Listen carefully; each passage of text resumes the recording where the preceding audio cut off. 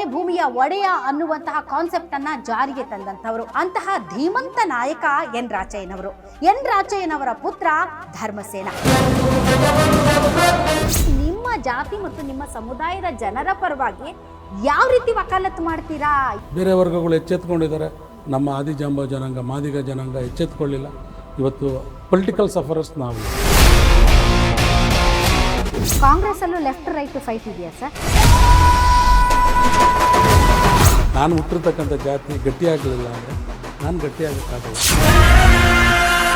ಅಥವಾ ಇವರೇ ಹೇಳಿಸ್ಬಿಟ್ರೆ ನಮ್ಮ ಜಾತಿಯವ್ರ ಕೈನಲ್ಲಿ, ಅಥವಾ ನಮ್ಮ ಜಾತಿಯವರೇ ಹೋಗಿ ಹೇಳಿದ್ರೆ ನನಗೆ ಗೊತ್ತಿಲ್ಲ.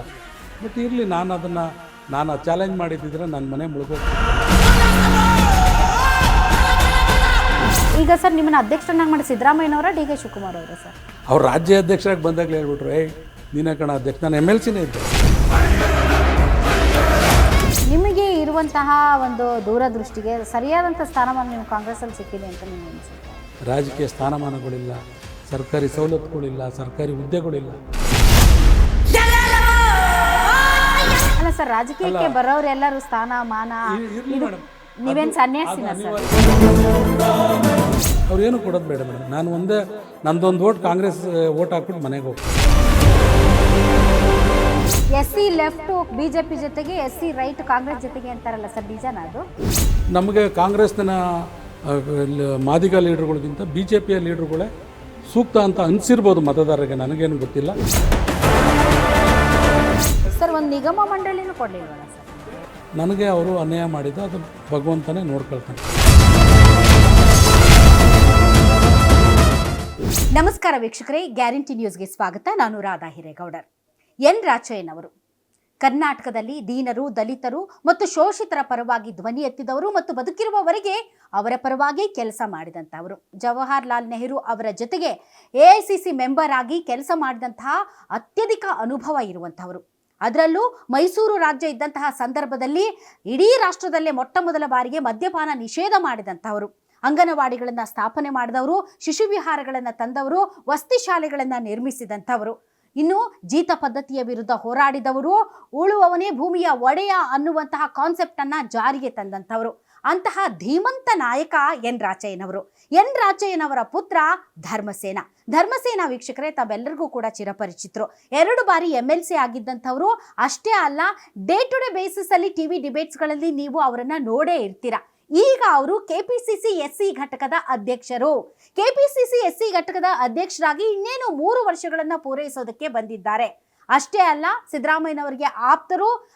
ಈ ಬಾರಿಯ ಒಂದು ಕಾಂಗ್ರೆಸ್ ಗವರ್ನಮೆಂಟ್ ಏನಿದೆ ಅದರಲ್ಲಿ ಅತ್ಯಧಿಕವಾಗಿ ಪರಿಶಿಷ್ಟ ಜಾತಿ ಮತ್ತು ಪಂಗಡಗಳ ಪರವಾಗಿ ನಿಂತು ಕೆಲಸಗಳನ್ನ ಮಾಡಿದಂಥವರು. ಈಗ ಈ SC ಘಟಕದ ಅಧ್ಯಕ್ಷರಾಗಿರುವಂತಹ ಧರ್ಮಸೇನ ಅವರು ಈ ಒಂದು ಅಧ್ಯಕ್ಷ ಸ್ಥಾನವನ್ನ ಹೇಗೆ ನಿಭಾಯಿಸಿದ್ದಾರೆ ಮತ್ತು ಈ 3 ವರ್ಷಗಳ ಅವಧಿಯಲ್ಲಿ ಯಾವ ರೀತಿ ಕೆಲಸ ಕಾರ್ಯಗಳು ನಡೆದಿವೆ, ಸಿದ್ದರಾಮಯ್ಯನವರ ಗವರ್ನಮೆಂಟ್ಗೆ ಈ ಘಟಕದಿಂದ ಆಗ್ತಾ ಇರುವಂತಹ ಲಾಭ ಮುಂದಿನ ದಿನಗಳಲ್ಲಿ, ಯಾಕೆಂದ್ರೆ ಇತ್ತೀಚೆಗೆ ಅತಿ ಹೆಚ್ಚು ಸುದ್ದಿಯಲ್ಲಿರುವುದು SC ST, ಬೋವಿ ಸಮಾಜ, ವಾಲ್ಮೀಕಿ ಸಮಾಜ, ಈ ರೀತಿಯಾದಂತಹ ಹಲವಾರು ಹಗರಣಗಳು ಮತ್ತು ಸುದ್ದಿಗಳ ಜೊತೆಗೆ ಇವರು ಮೈಸೂರು ಭಾಗದವರಾಗಿರೋದ್ರಿಂದ ಮೂಡ ಕೂಡ ಸಿಕ್ಕಾಪಟ್ಟೆ ಸುದ್ದಿಯಲ್ಲಿರೋದ್ರಿಂದ ಇವತ್ತು ನಾವು ಧರ್ಮಸೇನ ಅವರನ್ನ ಎಲ್ಲಾ ವಿಚಾರಗಳಿಗೆ ಸಂಬಂಧಪಟ್ಟಂತೆ ಮಾತಾಡಿಸೋದಕ್ಕೆ ನಮ್ಮ ಒಂದು ಸ್ಟುಡಿಯೋಗೆ ಕರೆದಿದ್ದೀವಿ. ಬನ್ನಿ ಧರ್ಮಸೇನ ಅವರನ್ನ ನಾವು ಸ್ವಾಗತಿಸೋಣ. ಸರ್, ತಮಗೆ ವಿಶೇಷ ಕಾರ್ಯಕ್ರಮಕ್ಕೆ ಸ್ವಾಗತ. ಸರ್, ಈಗ ನೀವು 3 ವರ್ಷ ಪೂರೈಸಿದ್ರೆ 3-4 ತಿಂಗಳು ಇರಬಹುದು KPCC SC ಘಟಕದ ಅಧ್ಯಕ್ಷರಾಗಿ. ಸೊ ತಾವು ಅಧ್ಯಕ್ಷರಾದ್ಮೇಲೆ ಈ ಬೋವಿ ಸಮಾಜ, ವಾಲ್ಮೀಕಿ ಸಮಾಜ ಸೇರಿದಂತೆ ಎಲ್ಲ ಸರ್ ಹಲವಾರು ವಿಚಾರಗಳು ಹೊರಗಡೆ ಬರ್ತಾ ಇದೆ. ಸರ್, ತಾವು ಅಧ್ಯಕ್ಷರಾಗಿ ಏನ್ ಮಾಡಿದೀರಾ ಈ ಒಂದು ಘಟಕದಲ್ಲಿ, ಅಥವಾ ಯಾವ ರೀತಿ ಅಂತ ಬದಲಾವಣೆ ತಂದಿದ್ದೀರಾ? ತಮಗೂ ಒಂದು ಇತಿಹಾಸ ಇದೆ, ಯಾಕಂದ್ರೆ ತಮ್ಮ ತಂದೆಯವರು ಇದೇ ಕ್ಷೇತ್ರದಲ್ಲಿ ಸಿಕ್ಕಾಪಟ್ಟೆ ಕೆಲಸ ಮಾಡಿದಂಥವ್ರು. ಅವರ ಮಗನಾಗಿ ತಾವು ಆಯ್ಕೆಯಾದಾಗ ತಮ್ಮಲ್ಲಿ ಸಿಕ್ಕಾಪಟ್ಟೆ ಭರವಸೆಗಳು ಮತ್ತು ನಿರೀಕ್ಷೆಗಳಿದ್ವು. ಹೀಗಾಗಿ ಏನು ಮಾಡಿದಿರಿ ತಾವು? ಮೇಡಮ್, ನನ್ನ ಸಾಧನೆ ಅಂತ ಹೇಳಿದ್ರೆ, ನಾನು 8.5 ವರ್ಷ MLC ಆಗಿದ್ದೆ. 8.5 ವರ್ಷದಲ್ಲಿ ಬೇರೆ ಶಾಸಕರುಗಳು, MLA ಇರ್ಬೋದು, MLCಗಳು ಇರ್ಬೋದು, ಶಾಸಕರಾಗಿ ಅನುಸೂಚಿತ ಜಾತಿ ಮತ್ತು ಅನುಸೂಚಿತ ಪಂಗಡಗಳ ಕಲ್ಯಾಣ ಸಮಿತಿ ಅಂತ SC ST ಸಮಿತಿಗೆ ಇರ್ತಕ್ಕಂಥದ್ದು ಸರ್ಕಾರದಲ್ಲಿ. ಕೇವಲ 1 ತಿಂಗಳು 2 ತಿಂಗಳಿಗೆ ಈ ಸಮಿತಿಯಿಂದ ಬೇರೆ ಕಡೆ ಕೊಡಿ ಅಂತ 7-8 ಸಮಿತಿಗಳಿದೆ ರಾಜ್ಯದಲ್ಲಿ. ಹಣಕಾಸು, ಗ್ರಾಮೀಣಾಭಿವೃದ್ಧಿ, ಅಲ್ಪಸಂಖ್ಯಾತರು, ಹಿಂದುಳಿದ ವರ್ಗ, ಈ ಥರ. ನಾನು ಯಾವತ್ತೂ ಒಂದು ದಿನವೂ ಕೂಡ ಹೋಗಿ ನನ್ನ ಸಮಿತಿಯನ್ನು ಚೇಂಜ್ ಮಾಡಿ ಅಂತ ಕೇಳ್ದಂಥವನಲ್ಲ. ಯಾಕೆ ಸರ್ ಅದ್ರಲ್ಲಿ ದುಡ್ಡಿಲ್ಲ ಅಂತನಾ? ದುಡ್ಡಿಲ್ಲ ಅಂತ ಅಲ್ಲ, ಗೊತ್ತಿಲ್ಲ. ಬಟ್ ಇದರಿಂದ ನಾವು ಸಮಾಜಕ್ಕೆ ಹೆಚ್ಚಿಗೆ ಎಲ್ಲ ವರ್ಗಕ್ಕೂ ತಲುಪೋದಕ್ಕಾಗಲ್ಲ ಅಂತಿರ್ಬೋದು. ನಾನು ಈ ವರ್ಗದಲ್ಲಿ ಹುಟ್ಟಿದ್ದೀನಿ, ನಾನು ಈ ವರ್ಗಕ್ಕೆ ಕೆಲಸ ಮಾಡಬೇಕು ಅನ್ನೋದು ನಮ್ಮ ತಂದೆಯವರಿಂದ ಕಲಿತಂಥ ಕೆಲವು ವಿಚಾರಗಳಿಂದ ನಾನು ಯಾವತ್ತೂ ಕೇಳಲಿಲ್ಲ. ಸರ್ಕಾರ ಆಗಲಿ ಪಕ್ಷ ಆಗಲಿ ಅವರು ಕೂಡ ಚೇಂಜ್ ಮಾಡಲಿಲ್ಲ. ಎಲ್ಲ 8.5 ವರ್ಷವೂ ಕೂಡ ನಾನು SC/ST ಸಮಿತಿನಲ್ಲೇ ಕೆಲಸ ಮಾಡಿದೆ. ಮತ್ತು ಏನು ಈಗ ತಾವು ಹೇಳಿದ್ರಲ್ವ SC ಘಟಕದ ಅಧ್ಯಕ್ಷನಾಗಿ, ಅದು ಆಗಿದ್ದು ST ಘಟಕದಲ್ಲಿ SC/ST ನಿಗಮದಲ್ಲಿ ಆದಂಥದ್ದು. ನಾಗೇಂದ್ರ ಅವರು ಮಂತ್ರಿಯಾಗಿದ್ದರು. ಮತ್ತು ಅದನ್ನು H. ಸಿ ಮಾದೇವಪ್ಪನವರಿಂದ ಹೊರತುಪಡಿಸಿ ನಾಗೇಂದ್ರ ಅವ್ರಿಗೆ ಆ ಇಲಾಖೆಯನ್ನು ಕೊಟ್ಟಿದ್ದಂಥದ್ದು. ಅದು SC ಜೊತೆಲಿ ಇಲ್ಲ. ಅದು ಈಗ ರಾಜ್ಯದಲ್ಲೂ STಗೆ ವಿಜಯನಾಯಕ್ ಅಂತ ಅಧ್ಯಕ್ಷರಿದ್ದಾರೆ, ಹಿಂದೆ ಪಾಲಯ್ಯನವರು ಅಂತಿದ್ರು. ಸೊ ಅಲ್ಲಿ ಏನಾಯಿತು, ಗೋವಿ ಸಮಾಜ ನಿಮ್ಮ ಮಂಡರಲ್ಲಿ ಬರುತ್ತೆ ಸರ್? ನಮ್ಮ ಮಂಡರಲ್ಲಿ ಬರುತ್ತೆ. 101 ಜಾತಿಗಳು ನಮಗೆ ಬರುತ್ತೆ. ST ಸಮಾಜ 57 ಜಾತಿಗಳನ್ನು ಒಳಗೊಂಡಂತ ಅದು ಆ ಕಡೆ ಹೋಗ್ತದೆ. ತಾವು ಹೇಳಿದ್ದನ್ನು ನಮಗೆ ವಿಚಾರ ಗೊತ್ತಾಗಿದ್ದು, ಮತ್ತು ಮೊನ್ನೆನೂ ಕೂಡ ನಿರ್ಮಲಾ ಸೀತಾರಾಮನ್ ಅವರು ಪಾರ್ಲಿಮೆಂಟಲ್ಲಿ ಮಾತನಾಡ್ತಾರೆ, ಸರ್ಕಾರ ಈ ಥರ SCP TSP ಹಣನ ಬೇರೆ ಕಡೆ ಉಪಯೋಗಿಸಿದ್ದಾರೆ ಅಂತೇಳಿ. ಸೊ ಅದಕ್ಕೆ ಸಂಬಂಧಪಟ್ಟಂತೆ ನಾನು ಮತ್ತು FH ಜಕ್ಕಪ್ಪನವರು ಅಂತೇಳಿ ಈಗ ರಾಷ್ಟ್ರೀಯ ಕೋಆರ್ಡಿನೇಟರ್, ನನ್ನಿಂದೆ ಅವರ ರಾಜ್ಯ ಅಧ್ಯಕ್ಷರಾಗಿದ್ದರು. ನಾವು ಕೂಡಲೇ ಕಾಂಗ್ರೆಸ್ ಕಚೇರಿಯಲ್ಲಿ ಸಭೆಯನ್ನು ಮಾಡಿ, ಇವನ್ ನಾನು STಗೆ ನನಗೇನು ಸಂಬಂಧ ಇಲ್ಲ, ಆದರೂ ಕೂಡ SCP TSP ಹಣ ಬೇರೆ ಕಡೆ ಡೈವರ್ಟ್ ಆಗಿದೆ ಅಂದ ತಕ್ಷಣ ನಾವು ಸಭೆ ಮಾಡಿ, ಮತ್ತು ನಾವು H. ಸಿ ಮಾದೇವಪ್ಪರನ್ನಾಗಲಿ ಮತ್ತು ನಮ್ಮ GC ಚಂದ್ರಶೇಖರ್ ಅವರು ಅಂತೇಳಿ ಅಡ್ಮಿನಿಸ್ಟ್ರೇಷನ್ ಆಡಳಿತ ವಿಭಾಗ KPCC ಕಾರ್ಯಾಧ್ಯಕ್ಷರು, ಅವ್ರಿಗೆ ಭೇಟಿ ಮಾಡಿ ಈ ಥರ ದಲಿತರಲ್ಲಿ ಅಸಮಾಧಾನ ಇದೆ, ಇದೆಲ್ಲ ನೀವು ಹೇಗೆ ಮಾಡಬೇಕು, ನಾವು ಹೋರಾಟ ಮಾಡಬೇಕಾ ಅಥವಾ ಏನು ಮಾಡಬೇಕಂದಾಗ, ಸರ್ಕಾರ ನಮ್ಮದಿದೆ, ನೀವು ಯಾವುದೇ ಕಾರಣಕ್ಕೂ ನಿಮ್ಮ ಬೇಡಿಕೆಗಳನ್ನು ಈಡೇರಿಸೋದಕ್ಕೆ ಕಾಂಗ್ರೆಸ್ ಪಕ್ಷ ಬದ್ಧವಾಗಿದೆ, ನಾವು ಕೂಡಲೇ ಅಧ್ಯಕ್ಷರನ್ನ ಭೇಟಿ ಮಾಡ್ತೀವಿ ಅಂಥೇಳಿ, ವಿಚಾರವನ್ನು ಗಮನಕ್ಕೆ ತರ್ತೀವಿ ಅಂಥೇಳಿ, ಏನೇನು ವ್ಯತ್ಯಾಸ ಆಗಿದೆ ಅದನ್ನು ನೆನ್ನೆನೂ ಕೂಡ. ಬಟ್ ಬಹಿರಂಗವಾಗಿ ತಾವೆಲ್ಲೂ ಧ್ವನಿ ಎತ್ತಿಲ್ಲ ಸರ್ ಅಲ್ಲ, ಧ್ವನಿ ಎತ್ತೋದಕ್ಕೆ ಆಗಲ್ಲ ಮೇಡಮ್, ಸರ್ಕಾರ ನಮ್ಮದು. ನಮ್ಮದು ಬಹಿರಂಗ ಆಂತರಿಕ ವಲಯದಲ್ಲಿ ತಾವು ಧ್ವನಿ ಎತ್ತಿದ್ದೀರಾ, ತಾವು ಖಂಡಿಸಿದ್ದೀರಾ, ತಾವು ಇದರ ವಿರುದ್ಧ ಹೋರಾಟ ನಡೆಸಿದ್ದೀರಾ ಆಂತರಿಕ ವಲಯದಲ್ಲಿ ನಿಮ್ಮ ಪಕ್ಷದ ಚೌಕಟ್ಟಿನಲ್ಲಿ. ಇವಾಗೇನು ಭಾರತ್ ಜೋಡೋ ಕಾಂಗ್ರೆಸ್ ಕಚೇರಿ ಇದೆ, ಅಲ್ಲಿ 3ನೇ ಮಹಡಿನಲ್ಲೇ ಭಾಳ ದೊಡ್ಡ ಮಟ್ಟದಲ್ಲಿ ಸಭೆಯನ್ನು ಮಾಡಿ, ಸಭೆ ಮಾಡಿದ ತಕ್ಷಣ ಇಮ್ಮಿಡಿಯೇಟಾಗಿ ಹೋಗಿ ನಾವು ನಮ್ಮ GC ಚಂದ್ರಶೇಖರ್ ಅವ್ರನ್ನ ಭೇಟಿ ಮಾಡಿ, ಸರ್ ಈ ಥರ ಎಲ್ಲರೂ ಬಂದಿದ್ದೀವಿ ಅಂತೇಳಿ, ಅವ್ರು ಯಾವುದೋ ಒಂದು ಸಭೆನ ಅರ್ಧಕ್ಕೆ ಮೊಟಕುಗೊಳಿಸಿ ನಮ್ಮ SCಗಳನ್ನು ಪರಿಶಿಷ್ಟ ಜಾತಿಯ ಸಭೆಯನ್ನು ನಡೆಸ್ಬಿಟ್ಟು, ನಾನು ಇದನ್ನು ಇವಾಗಲೇ ಕೂಡಲೇ, ನಾನು ಇನ್ನೂ ಊಟ ಮಾಡಿಲ್ಲ, ಊಟ ಮಾಡೋದಕ್ಕೆ ಮುಂಚೆನೇ ನಾನು ಅಧ್ಯಕ್ಷರ ಗಮನಕ್ಕೆ ತರ್ತೀನಿ, ಅಧ್ಯಕ್ಷರು ಮುಖ್ಯಮಂತ್ರಿಗಳ ಗಮನಕ್ಕೆ ತರ್ತಾರೆ ಅಂತ ಹೇಳಿದ್ರು. ನಾವೆಲ್ಲೂ ಕೂಡ ಮೇಡಮ್ ಪರಿಶಿಷ್ಟ ಜಾತಿಯವರ ವಿಚಾರ ಬಂದಂಥ ಸಂದರ್ಭದಲ್ಲಿ ಒಂದು ಗಳಿಗೆ ನಾವು ಗಂಟೆಗಟ್ಟಲೆ ಇದಂತಲ್ಲ. ಪಾಪ ಜಕ್ಕಪ್ಪನವರು ಕೂಡ ಆ ಗಳಿಗೆನಲ್ಲಿ ವಾಪಸ್ ಬೆಂಗಳೂರಿಗೆ ಬಂದರು.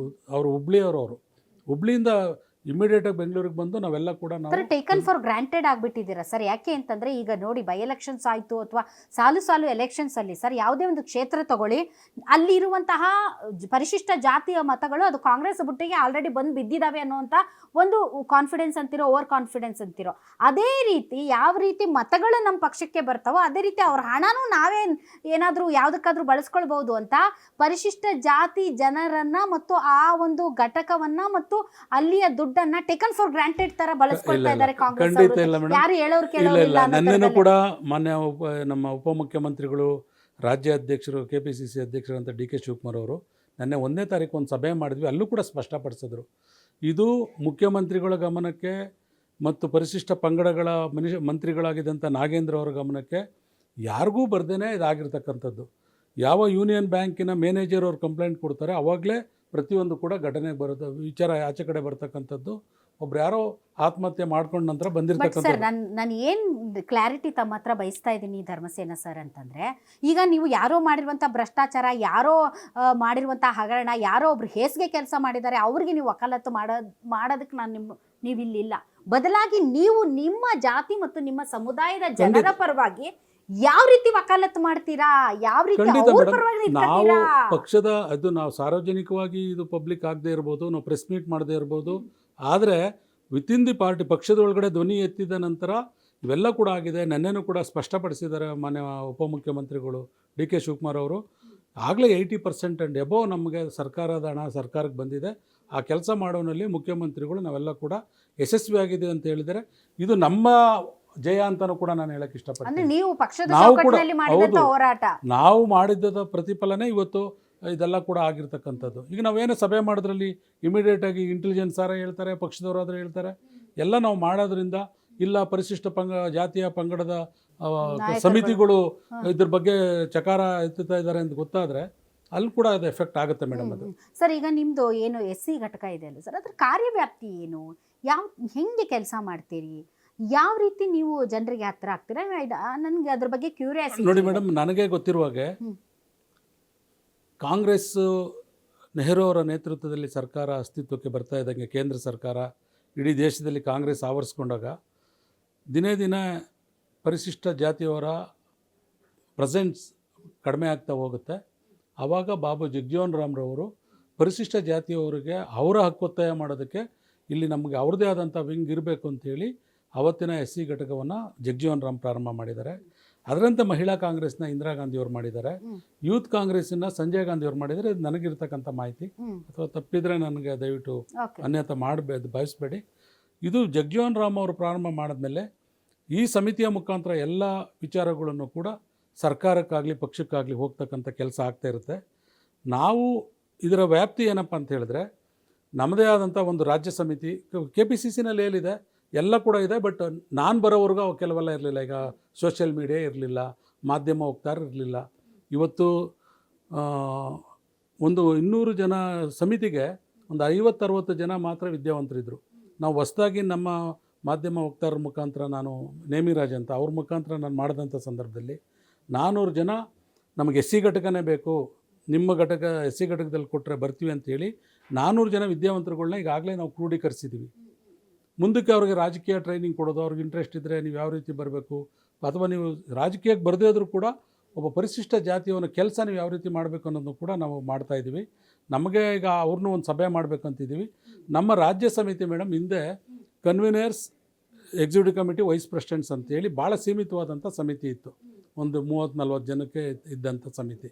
ನಾನು ಬಂದ ಮೇಲೆ ಇಡೀ ದೇಶದಲ್ಲಿ ಇವತ್ತು ಪರಿಶಿಷ್ಟ ಜಾತಿ ವಿಭಾಗ, ನಮ್ಮ ರಾಷ್ಟ್ರೀಯ ಅಧ್ಯಕ್ಷ ಹೇಳೋದು ನನ್ನ ಸ್ಟೇಟ್ಮೆಂಟ್ ಅಲ್ಲ, ಇಡೀ ದೇಶದಲ್ಲಿ ಕರ್ನಾಟಕ ನಂಬರ್ 1 ಇದ್ದೀವಿ.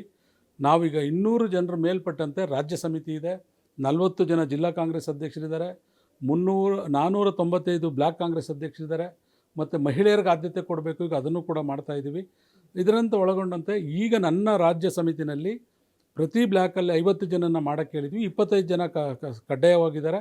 50 ಜನರನ್ನು ನಾವೇನಾರು ಮಾಡಿದ್ರೆ 25,000 ಜನ SC ಘಟಕದಲ್ಲಿ ಕೆಲಸ ಮಾಡ್ತಾರೆ ಮೇಡಮ್. ಅದು ಕರ್ನಾಟಕ ಪ್ರದೇಶ ಕಾಂಗ್ರೆಸ್ ಸಮಿತಿಯ DK ಶಿವಕುಮಾರ್ ಅವರ ನೇತೃತ್ವದ ಪಕ್ಷದ ಅಡಿಯಲ್ಲಿ ಬರೀ ಪರಿಶಿಷ್ಟ ಜಾತಿ ವಿಭಾಗ SC ಘಟಕ 25,000 ಜನ ನಾವು ಅಧಿಕೃತವಾಗಿ, ಸುಮ್ಮನೆ ಇದೆಲ್ಲ ಅವ್ರನ್ನ ಪದಾಧಿಕಾರಿಗಳಾಗಿ ಮಾಡಿ ಪಕ್ಷದ ಸದಸ್ಯರನ್ನಾಗಿ ಮಾಡಿ ಎಲ್ಲವನ್ನು ಕೂಡ ಮಾಡ್ತಾಯಿದ್ವಿ. ಮತ್ತು ಈಗ AICC ಅವರು ಕೂಡ ಕೆಲವು ಕಾರ್ಯಕ್ರಮಗಳು ಕೊಟ್ಟಿದ್ದಾರೆ. ಸಂವಿಧಾನ ರಕ್ಷಕ್ ಅಂತ ಮಾಡಿದ್ರು, ಸಂವಿಧಾನ ಇದಕ್ಕೆಲ್ಲ ಮಾಡಿದ್ದಾರೆ. ಅದು ಮಾನ್ಯ ಮಲ್ಲಿಕಾರ್ಜುನ್ ಖರ್ಗೆ ಸಾಹೇಬರೇ ನೇತೃತ್ವ ವಹಿಸಿದ್ದಾರೆ. ಈಗ 60 ದಿನಗಳ ಕಾಲ ಸಂವಿಧಾನವನ್ನು ರಕ್ಷಣೆ ಬಗ್ಗೆ ಮೈನ್ ಕಾಂಗ್ರೆಸ್ನವ್ರ ಜೊತೆಲಿ SC ST OBC ಮೈನಾರಿಟಿ ಅವರೆಲ್ಲರೂ ಕೂಡ ನಾಳೆ 3ನೇ ತಾರೀಕು ಸಂಜೆ 5 ಗಂಟೆಗೆ DK ಶಿವಕುಮಾರ್ ಸಾಹೇಬರ ಜೊತೆ ಮೀಟಿಂಗ್ ಇದೆ.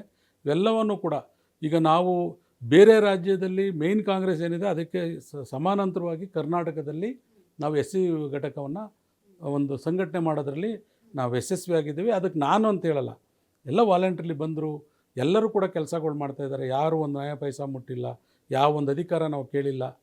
ಅಂಥದ್ರಲ್ಲಿ ನಾವು ಇವತ್ತು ಸೇವಾದಳ ಅಧಿಕಾರ ಕೇಳಲ್ಲ ಅಂತ ಹೇಳಿದ್ದಾರೆ. ಪರಿಶಿಷ್ಟ ಜಾತಿಯವರು ಕೂಡ ಯಾವುದೇ ಹಣ ಅಧಿಕಾರದ ಅಪೇಕ್ಷೆ ಇಲ್ಲದೇ ಯಾವಾಗ BJPಯವರು ಸಂವಿಧಾನವನ್ನು ಬದಲಾವಣೆ ಮಾಡ್ತೀವಿ ಅಂದರು, ಸಾಕಷ್ಟು ಜನ ನಾನು ಇಲ್ಲಿ ತಂದ್ವಿ ಮೇಡಮ್. ಮತ್ತು ತಮಗೆ ಗೊತ್ತಿರಬೇಕು, ಕಳೆದ 2 ವರ್ಷಗಳಿಂದ ಡಿಸೆಂಬರ್ 6ನೇ ತಾರೀಕು ನ್ಯಾಷನಲ್ ಕಾಲೇಜ್ ಗ್ರೌಂಡ್ ಮೈದಾನದಲ್ಲಿ ಸುಮಾರು 200ಕ್ಕೂ ಹೆಚ್ಚು ದಲಿತ ಸಂಘಟನೆಗಳು ಕಾಂಗ್ರೆಸ್ಗೆ ಬೆಂಬಲ ಮಾಡಿದ್ರು. ಖರ್ಗೆ ಸಾಹೇಬರು, ಮಲ್ಲಿಕಾರ್ಜುನ್ ಖರ್ಗೆ ಸಾಹೇಬರು ರಾಷ್ಟ್ರಾಧ್ಯಕ್ಷರಾದ ಮೇಲೆ ಅದರಲ್ಲಿ ಹೆಚ್ಚು ಕಡಿಮೆ 40 ಸಂಘಟನೆಗಳು ನನ್ನ ನೇತೃತ್ವದಲ್ಲೇ ಕಾಂಗ್ರೆಸ್ ಕಚೇರಿನಲ್ಲಿ, ಅಲ್ಲಿ ಬೇರೆ ಲೀಡರ್ಗಳೆಲ್ಲರೂ ಕೂಡ ಬೇರೆ ಬೇರೆ ಕಡೆ ಪ್ರಚಾರಕ್ಕೆ ಹೋದಂಥ ಸಂದರ್ಭದಲ್ಲಿ ಧರ್ಮಸೇನವರು ನೀವು ಬಂದು ಇಲ್ಲಿ ಮಾಡಿ ಅಂದರು. ಅವತ್ತು ನನಗೆ ಸಿದ್ದರಾಮಯ್ಯ ಸಾಹೇಬರು ನರಸೀಪುರದಲ್ಲಿ ನಮ್ಮ ಮನೆ ಮುಂದೆ ಇದ್ದಾರೆ, ನಾನು ಬೆಳಗ್ಗೆ ಬಂದು ಇಲ್ಲಿ ಇದೆಲ್ಲ ಮಾಡಬೇಕು ಅಂತ ಹೇಳ್ತಾರೆ. ಅವರು ನರಸೀಪುರದಲ್ಲಿ ನಾನು ವರ್ಣ ಕ್ಷೇತ್ರದ ಮತದಾರ. ಸೊ ನೀವು ಆಮೇಲೆ ಸಿದ್ದರಾಮಯ್ಯನವ್ರಿಗೆ ಭಾರಿ ಕ್ಲೋಸ್ ಅಂತೆ ಸರ್ ನೀವು? ಇಲ್ಲ ಮೇಡಮ್, ಏನು ಅವ್ರಿಗೆ ಕ್ಲೋಸ್ ಗೀಸ್ ಇಲ್ಲ. ನಾವು ಪ್ರಾಮಾಣಿಕವಾಗಿರಬೇಕು, ಹಾನೆಸ್ಟ್ ಕೆಲಸ ಮಾಡಬೇಕು. ಅವ್ರ ಹತ್ರ ನೀವು ಮೈಸೂರು ಜಿಲ್ಲಾಧ್ಯಕ್ಷರಾಗಿದ್ದಾಗಲೇ ಅವ್ರು ಕಾಂಗ್ರೆಸ್ ಸೇರ್ಕೊಂಡಿದ್ದಲ್ವ ಸರ್? ನಾನು 2004ರಲ್ಲಿ ಜನಾರ್ದನ್ ಪೂಜಾರಿ ಅವರು ಅಧ್ಯಕ್ಷರಾಗಿದ್ದಾಗ, SM ಕೃಷ್ಣ ಅವರು ಚೀಫ್ ಮಿನಿಸ್ಟರ್ ಆಗಿದ್ದಾಗ ನಾನು ಅಧ್ಯಕ್ಷನಾದೆ ಮೇಡಮ್. ಅವರು ಧರ್ಮಸಿಂಗ್ ಅವ್ರ ಕಾಲದಲ್ಲಿ ಅವರು ಉಪಮುಖ್ಯಮಂತ್ರಿಗಳಾದರು, ಧರ್ಮಸಿಂಗ್ ಅವರು ಮುಖ್ಯಮಂತ್ರಿಗಳಾದರು. ನಾನು ಅಲ್ಲೂ ಕೂಡ ಧರ್ಮಸಿಂಗ್ ಅವ್ರ 20 ತಿಂಗಳ ಕಾಲದಲ್ಲೂ ನಾನಿದ್ದೆ. ಅದಾದ ನಂತರ ನನಗೆ ವಿಶ್ವನಾಥ್ ಅವ್ರು ಮುಂಚೆನೇ ಹೇಳಿದ್ರು, ಇವರು ಡೆಪ್ಟಿ ಚೀಫ್ ಮಿನಿಸ್ಟರ್ ಆಗಿದ್ದಾಗಲೇ ಧರ್ಮಸೇನ್ ನೋಡಪ್ಪ, ಕಾಂಗ್ರೆಸ್ಗೆ ಸಿದ್ದರಾಮಯ್ಯನವ್ರು ಬರ್ತಾರೆ, ನೀವು ಅವ್ರನ್ನ ಇಲ್ಲಿ ಚೀಫ್ ಮಿನಿಸ್ಟರ್ ಮಾಡೋಕ್ಕೆಲ್ಲ ತೀರ್ಮಾನ ಮಾಡಿದ್ದೀವಿ ಅಂತೇಳಿ ಮಧ್ಯಾಹ್ನ. ವಿಶ್ವನಾಥ್ ಅವರನ್ನ ಕರ್ಕೊಂಡು ಬಂದಿದ್ದು ಸಿದ್ದರಾಮಯ್ಯನವರನ್ನ. ಅದರಲ್ಲಿ ಮೇಡಮ್ ಅವ್ರ ರಾಜಕೀಯವಾಗಿ ಯಾರೇ ಏನು ಹೇಳ್ಬೋದು, ನನಗೆ ಯಾವ ರಾಜಕೀಯದ ಅಸ್ತಿತ್ವದ ಭಯ ಇಲ್ಲ. ನನಗೆ ಸಿದ್ದರಾಮಯ್ಯನವರು ಡೆಪ್ಟಿ ಚೀಫ್ ಮಿನಿಸ್ಟರ್ ಆಗಿದ್ದಾಗಲೇ ಹೇಳಿದ್ರು, ಸಿದ್ದರಾಮಯ್ಯ ಕಾಂಗ್ರೆಸ್ಗೆ ಬರ್ತಾವ್ರಪ್ಪ, ನಿನಗೆ ಕಂಟಿನ್ಯೂ ಮಾಡಕ್ಕೆ ಹೇಳಿದ್ದೀವಿ, ನೀನೇ ಜಿಲ್ಲಾಧ್ಯಕ್ಷ, ನೀನೆಲ್ಲ ಥರದ ಸಹಕಾರ ಕೊಡಬೇಕು, ನೀನು ಮುಂದುವರಿತಿ ಅಂತೇಳಿ ಮೈಸೂರು ಟು ಬೆಂಗಳೂರು ಟ್ರೈನಲ್ಲಿ ನನಗೆ ಹೇಳಿದ್ದವರು. ನಾವಿಬ್ಬರೇ ಉದ್ದಕ್ಕೂ ಕಡಲೆಕಾಯಿ, ಕಿತ್ಲೆ ಹಣ್ಣು, ಬೇರೆ ಬೇರೆ ಬರತಕ್ಕಂಥ ಟ್ರೈನ್ ಬರೋದಲ್ಲ, ಇಬ್ಬರೇ ತಿನ್ಕೊಂಡು ಬಂದ್ವಿ. ಇವ್ರು ಡೆಪ್ಟಿ ಚೀಫ್ ಮಿನಿಸ್ಟರ್ ಆಗಿದ್ದಾಗಲೇ ವಿಶ್ವನಾಥ್ ಅವರು ಸಿದ್ದರಾಮಯ್ಯನವ್ರು ಬರ್ತಾರೆ, ಇಲ್ಲಿ ಚೀಫ್ ಮಿನಿಸ್ಟರ್ ಮಾಡ್ತೀವಿ ಅನ್ನೋದನ್ನು ಕೂಡ ಹೇಳಿದ್ರು. ಹಾಗಾದ್ರೆ ವಿಶ್ವನಾಥ್ ಅವರೇ ಸಿದ್ದರಾಮಯ್ಯನವ್ರನ್ನ ಕರ್ಕೊಂಡು ಅದರಲ್ಲಿ ಎಚ್ ಎಂ ರೇವಣ್ಣವರು ಕೂಡ ಅವ್ರದ್ದು ಪ್ರಮುಖ ಪಾತ್ರ ಇದೆ ನನಗೆ ಗೊತ್ತಿರುವಾಗ. ಬಟ್ ಸಿದ್ದರಾಮಯ್ಯ ಸಾಹೇಬರು ಯಾರೋ ಡೆಲ್ಲಿನಲ್ಲಿ ಒಬ್ರು ಮುಸ್ಲಿಂ ಲೀಡ್ರು ಏರ್ಪೋರ್ಟಲ್ಲಿ ಸಿಕ್ಕಿ ಮೇಡಮ್ ಹೇಳಿದ್ರು ಅಂತ, ಅದ್ರ ಬಗ್ಗೆ ನನಗೆ ಗೊತ್ತಿಲ್ಲ. ಅದು ಇರ್ಬೋದು. ಬಟ್ ಇದು ನನಗೆ ಒಬ್ಬ ಜಿಲ್ಲಾಧ್ಯಕ್ಷನಾಗಿ ನೀನೇ ಕಂಟಿನ್ಯೂ ಆಗಬೇಕು, ನೀನೇ ಎಲ್ಲ ಕೆಲಸ ಮಾಡಬೇಕು ಅಂತ ಹೇಳಿದ್ರು. ಅವತ್ತಿಗೆ ಸಿದ್ದರಾಮಯ್ಯ ಸಾಹೇಬರು ಒಬ್ಬರು ಬಂದರು, ಇದೇ ಎಚ್ ಸಿ ಮಹದೇವಪ್ಪ ಅವರು, ಕೆ ವೆಂಕಟೇಶ್ ಅವರು, ಎಂ ಕೆ ಸೋಮಶೇಖರ್, ಮಂಚನಹಳ್ಳಿ ಮಹಾದೇವು, ಇವ್ರು ಯಾರು ಕೂಡ ಮುನ್ನೆಲೆಗೆ ಬರ್ತಿರಲಿಲ್ಲ ಅವ್ರು ಶಾಸಕರಾಗಿದ್ದರಿಂದ. ಸೊ ಈ ಕಾರಣದಿಂದ ನಾನು ಸಿದ್ದರಾಮಯ್ಯ ಸಾಹೇಬ್ರು ಇಬ್ಬರೇನೆ, ಅವ್ರು ಬೈ ಎಲೆಕ್ಷನ್ಲು ಅಷ್ಟೇ, ಅದೇ ನೋಡಪ್ಪ ನೀನು ನನ್ನ ಜೊತೆ ಫುಲ್ ಇರಬೇಕು, ನನಗೆ ಯಾರು ಬೇಡ ಅಂತ ಹೇಳಿದ್ರು. ನಾನು ಸಿದ್ದರಾಮಯ್ಯ ಸಾಹೇಬ್ರು ಇಬ್ಬರೇನೆ, ಅವ್ರದ್ದೊಂದು ಬ್ಲೂ ಇನೋವಾ ಕಾರ್ ಇತ್ತು. ಫಸ್ಟ್ ಎಲ್ಲ ನನಗೆ 236 ಬೂತ್ ಬರ್ತಿತ್ತು, ಸಿಟಿಗೆ 100 ಚಿಲ್ಲರೆ ಬೂತ್ ಬರ್ತಿತ್ತು. ಎಲ್ಲ ನಾನು ಸಿಟಿಲೂ ಓಡಾಡಿದ್ದೀನಿ, ಗ್ರಾಮಾಂತರದಲ್ಲೂ ಕೂಡ ಒಂದೊಂದು ಊರಿಗೆ 4-5 ಸರಿ ನಾನು ಭೇಟಿ ಕೊಟ್ಟಿದ್ದೀನಿ ಸಿದ್ದರಾಮಯ್ಯ ಸಾಹೇಬ್ರ ಬೈ ಎಲೆಕ್ಷನ್. ಅಲ್ಲ ಹಾಗಲ್ಲ, ಅದು ನಾಯಕತ್ವದ ಗುಣ ಮೇಡಮ್. ನಾನು ನಮ್ಮ ತಂದೆಯವರಲ್ಲಿ ಹೆಚ್ಚಿಗೆ ನೋಡ್ತಿದ್ದೆ ಆ ಥರ ಕ್ವಾಲಿಟಿ. ನಿಮ್ ತಂದೆಯವರು ಸ್ವತಂತ್ರ ಪಕ್ಷ ಕಟ್ಟಕ್ಕೆ ಹೋಗಿದ್ರು ಸರ್, ಹಂಗ್ ನೋಡಿದ್ರೆ ನೀವು ಭಾರಿ ಸಜ್ಜನ, ಅವ್ರ ತರ ರೆಬಲ್ ಇಲ್ಲ. ನೀವು ರೆಬಲ್ ಆಗ್ಲಿಲ್ಲ ಅಂದ್ರೆ ಮೇಡಮ್, ಜೀವನದಲ್ಲಿ ಬಿದ್ದಂತ ಹೊಡೆತಗಳು ಮತ್ತೆ ನಮಗಾದಂಥದ್ದು ನೋಡಿ. ನಮ್ಮ ತಂದೆಯವರು ನೆಹರೂರು ಕ್ಲೋಸು, ಇಂದಿರಾ ಗಾಂಧಿಯವರು ಕ್ಲೋಸು, ಈ ಕಡೆ ಜಗಜೀವನ್ ನೋಡಿ, ಇಂದಿರಾ ಗಾಂಧಿಯವರು ಜಗಜೀವನ್ ರಾಮ್ ಒಬ್ಬರು ಬಿಟ್ಟರೆ ಯಾರನ್ನೂ ಅವ್ರು ಕೇರ್ ಮಾಡ್ತಿರ್ಲಿಲ್ಲ. ದೇವರಾಜ್ ಅರಸು ಮುಖ್ಯಮಂತ್ರಿಯಾಗಿ ಮುಂದುವರಿಬೇಕಂತ ಹೇಳಿದ್ರೆ ಇಲ್ಲಿ ತೆಗಿಬೇಕು ಅಂತ ಇಂದಿರಾ ಗಾಂಧಿ ಅವರು ತೀರ್ಮಾನ ಮಾಡ್ತಾರೆ. ಇವ್ರನ್ನ ಮುಂದುವರಿಸ್ಬೇಕು ಅಂತ ಹೇಳಿ ಆ ಒಂದು ಗುಂಪು ಇದು ಮಾಡಿದಾಗ ಏನು ಮಾಡೋದು ಅಂದಾಗ ಅವ್ರಿಗೇನು ತಲೆನೇ ಓಡಲ್ಲ. ಆ ಸಂದರ್ಭದಲ್ಲಿ ಜಗಜೀವನ್ ರಾಮ್ ಒಬ್ಬರು ಬಿಟ್ಟರೆ ಯಾರು ದೇವರಾಜ್ ಅರಸನ್ನ ಮುಂದುವರ್ಸೋಕ್ಕಾಗಲ್ಲ ಅಂತೇಳಿ 1975 ಇಸ್ವಿ ಮಾತು ನಾನು ನಿಮ್ಗೆ ಹೇಳ್ತಾ ಇರೋದು. ಆ ಸಂದರ್ಭದಲ್ಲಿ ರಾಚಯ್ಯನವ್ರೊಬ್ಬರೇ, ಜಗಜೀವನ್ ರಾಮ್ ಒಬ್ಬರೇ ಮಾತು ಕೇಳೋದು ಅದು ರಾಚಯ್ಯನವ್ರದ್ದು ಅಂತೇಳಿ ಇದನ್ನ ತಂದು ನಮ್ಮ ತಂದೆ ತಲೆ ಕಟ್ತಾರೆ. ನಮ್ಮ ತಂದೆಯವರು ಇದೇನಪ್ಪ ಇದು ನಾನೇನು ಮಾಡೋದು ಅಂತೇಳಿ ಅವತ್ತಿಗೆ ಒಂದು ದೊಡ್ಡ ಕಾರ್ಯಕ್ರಮ ಮಾಡಿ ಜಗಜೀವನ್ ರಾಮ್ ಅವ್ರನ್ನ ಕರ್ಕೊಂಬಂದು ರಾಜ್ಭವನಲ್ಲಿ ಅವ್ರು ಇದ್ರು. ನಾವೆಲ್ಲ ಪ್ರತಿ ಗಳಿಗೆ ಹೋಗ್ತಿದ್ವಿ ರಾಜ್ಭವನ್ಗೂ, ನಮ್ಮ ಮಿನಿಸ್ಟರ್ ಕ್ವಾರ್ಟರ್ಸ್ಗೆ, ರೇಸ್ ಕೋರ್ಸ್ ಹತ್ರ. ಅವತ್ತಿಗೆ ನಮ್ಮ ತಂದೆಯವರು ದೊಡ್ಡ ಯೋಚನೆ ಮಾಡಿ SC/ST ಫೈನಾನ್ಷಿಯಲ್ ಕಾರ್ಪೊರೇಷನ್ ಅಂತ, ಇವತ್ತು ಅಂಬೇಡ್ಕರ್, ಜಗಜೀವನ್ ರಾಮ್, ವಾಲ್ಮೀಕಿ ಏನೇನೋ ಆಗೋದು ಬಾಬು, ಹಿಂದೆ SC/ST ಫೈನಾನ್ಷಿಯಲ್ ಒಂದನ್ನೇ ಮಾಡಿ ಇವತ್ತು ಅದು 6-7 ಆಗಿದೆ. ಇದು ಲಂಬಾಣಿಗಳಿಗೂ ಆಗಿದೆ, ಇದು ಇವ್ರಿಗೂ ಆಗಿದೆ, ಬೇರೆ ಬೇರೆ ಇದು ನಮ್ಮ ಕೊರ್ಮ ಕೊರ್ಚ ಎಲ್ಲರನ್ನು ಸಪ್ರೇಟ್ ಮಾಡಿಬಿಟ್ಟಿದ್ದಾರೆ ಈಗ. ಹಾಗಾಗಿ ಆ ಸಂದರ್ಭದಲ್ಲಿ ಅದನ್ನು ಉದ್ಘಾಟನೆ ಕರೆದು ವಿಧಾನಸೌಧದಿಂದ ಟೌನ್ ಹಾಲ್ಗೆ ಮೆರವಣಿಗೆ ಹೋಗಿ SC/ST ಕಾರ್ಪೊರೇಷನ್ ಓಪನ್ ಮಾಡಿ, ಅದಾದಮೇಲೆ ಪ್ರತಿದಿನ ನಮ್ಮ ಮನೆಗೆ ದೇವರಾಜ್ ಅರಸವರು ನಮ್ಮ ಮನೆಗೆ ಬರ್ತಿದ್ರು, ಕೆಂಪರಾಜ್ ಅರಸು 24 hours ನಮ್ಮ ಮನೇಲಿ ಇರ್ತಿದ್ರು. ದೇವರಾಜ್ ಅರಸವ್ರ ತಮ್ಮ B ಶಂಕರಾನಂದ್ ಅವರು ಬೆಳಿಗ್ಗೆ ರಾತ್ರಿ ಅಲ್ಲೇ ನಮ್ಮ ಮನೆಯಲ್ಲೇ ಇರ್ತಿದ್ರು.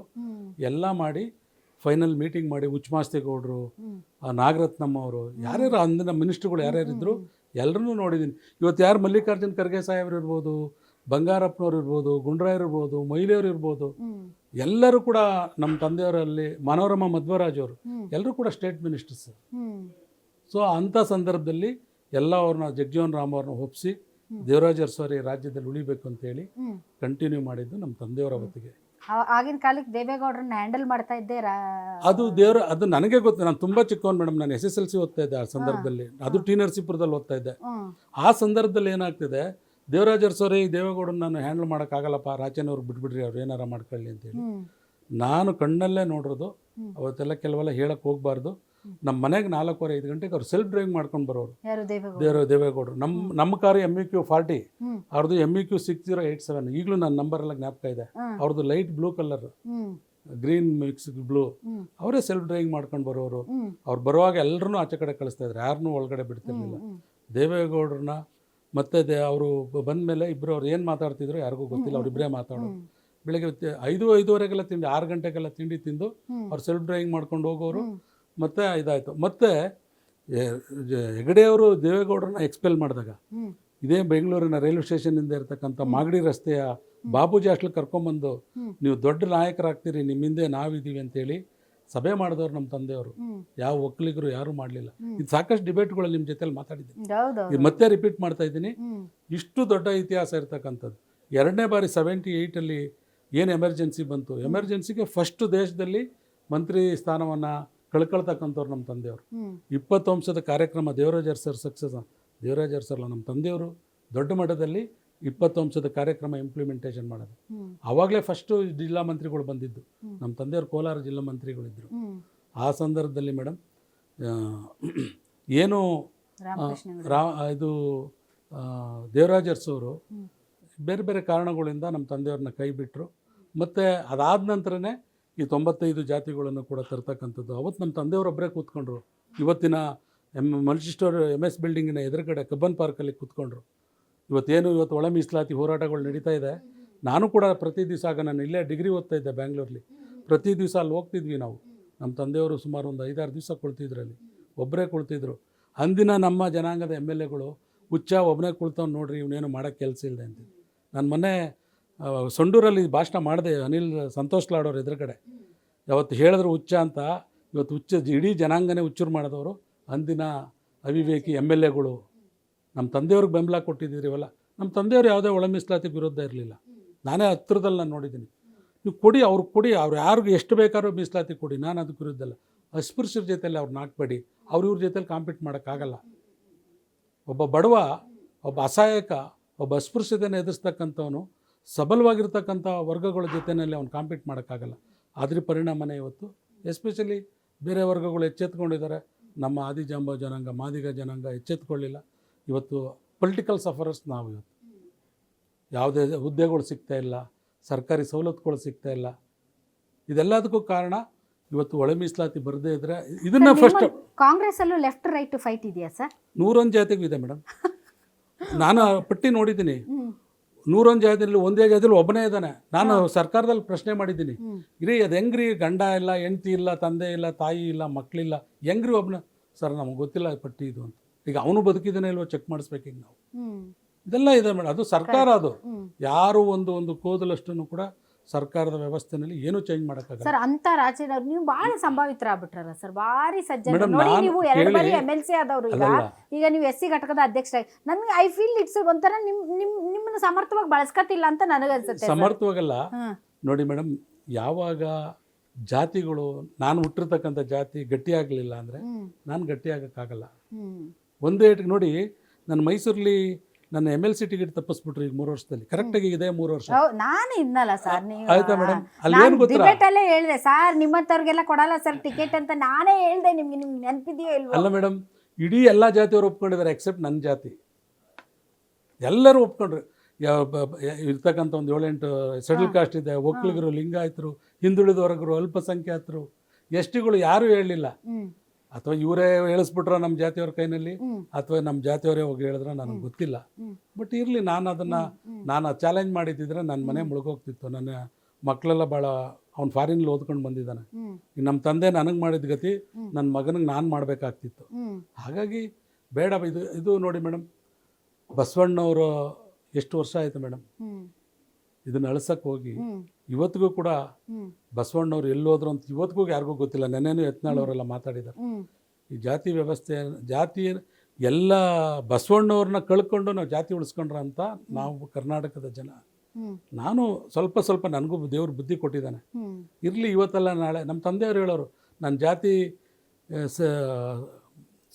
ಜ್ಞಾನ, ರಾಜಕೀಯ ಜ್ಞಾನ ಇಲ್ದಿರೋದು ನಾನು ಮನೇಲಿದ್ದೀನಿ. ಹ್ಮ್. ನನ್ನ ಜಾತಿ ಸ್ಟ್ರಾಂಗ್ ಆಗಿದ್ದರೆ ನಾನು ಯಾಕೆ ಇಲ್ಲಿರ್ತಿದ್ದೇನೆ. ಹ್ಮ್. ಈವನ್ ಟುಡೇ ಮೇಡಮ್, ನನಗೆ ಗೊತ್ತಿರೋ ಮಾಹಿತಿ ಪ್ರಕಾರ ಒಂದು ಇಂಡಿವಿಜುವಲ್ ಕ್ಯಾಶ್ ತೊಗೊಂಡ್ರೆ ಇವತ್ತೇನು ಆ ಲಕ್ಷ ಈ ಲಕ್ಷ ಅಂತ ಹೇಳಿದ್ರೆ, ನಾವು SC ಲೆಫ್ಟೇ ಹೈಯೆಸ್ಟ್ ಔಟರ್ಸ್ ಇರೋದು. ಹ್ಮ್. ಅದನ್ನೇ BJP ಅವರು ಅವ್ರು ಕೊಟ್ಟರು. ಈಗ ಮಾಧುಸ್ವಾಮಿ ಅವ್ರು ಹೇಳಿದ್ರಲ್ಲ, ಈಗ ಯಾವ ವರ್ಗದವರು ಎಸ್ ಸಿ ಲೆಫ್ಟ್ ಬಿಜೆಪಿ ಜೊತೆಗೆ ಎಸ್ ಸಿ ರೈಟ್ ಕಾಂಗ್ರೆಸ್ ಜೊತೆಗೆ ಅಂತಾರಲ್ಲ ಸರ್, ನಿಜನಾ ಅದು? ಅದು ಮೇಡಮ್ ಆಗಿದೆ. ಕಾರಣ ಏನಪ್ಪ ಅಂತ ಬಿಕಾಸ್ ಈ ಲೆಫ್ಟ್ ಗಳನ್ನ ನಿರ್ಲಕ್ಷ್ಯ ಮಾಡ್ತಾ ಇರೋರು ಯಾರು, ಇಲ್ಲ ನೋಡಿ, ಅದಕ್ಕೋಸ್ಕರ ಅವ್ರು ಬಿಜೆಪಿಗೆ ಶಿಫ್ಟ್ ಆಗ್ತಾ ಇದ್ದಾರೆ. ಇಲ್ಲ ಕೇಳಿ, ಅದು ಯಾಕೆ ಹಂಗೆ ಆಗ್ತಂತಂದ್ರೆ ಮೇಡಮ್, ಖಂಡಿತವಾಗ್ಲೂ ಇವರು ಭಾಳ ಸಫರರ್ಸ್. ನಮ್ಮ ತಂದೆಯವ್ರು ಪ್ರಾರಂಭ ಮಾಡಿದಂಥ ಈ ಮೀಸಲಾತಿ ಇದನ್ನು ಇಲ್ಲಿವರೆಗೂ ಎಷ್ಟೋ ಜನ ಹೆಂಡತಿ ಮಕ್ಕಳು ಗಂಡ ಮನೆ ಮಕ್ಕಳು ಆಸ್ತಿ ಅವ್ರಿಗೆ ಎಲ್ಲನೂ ಬಿಟ್ಬಿಟ್ಟಿದ್ದಾರೆ ಈ ಒಳ ಮೀಸಲಾತಿಗೋಸ್ಕರ.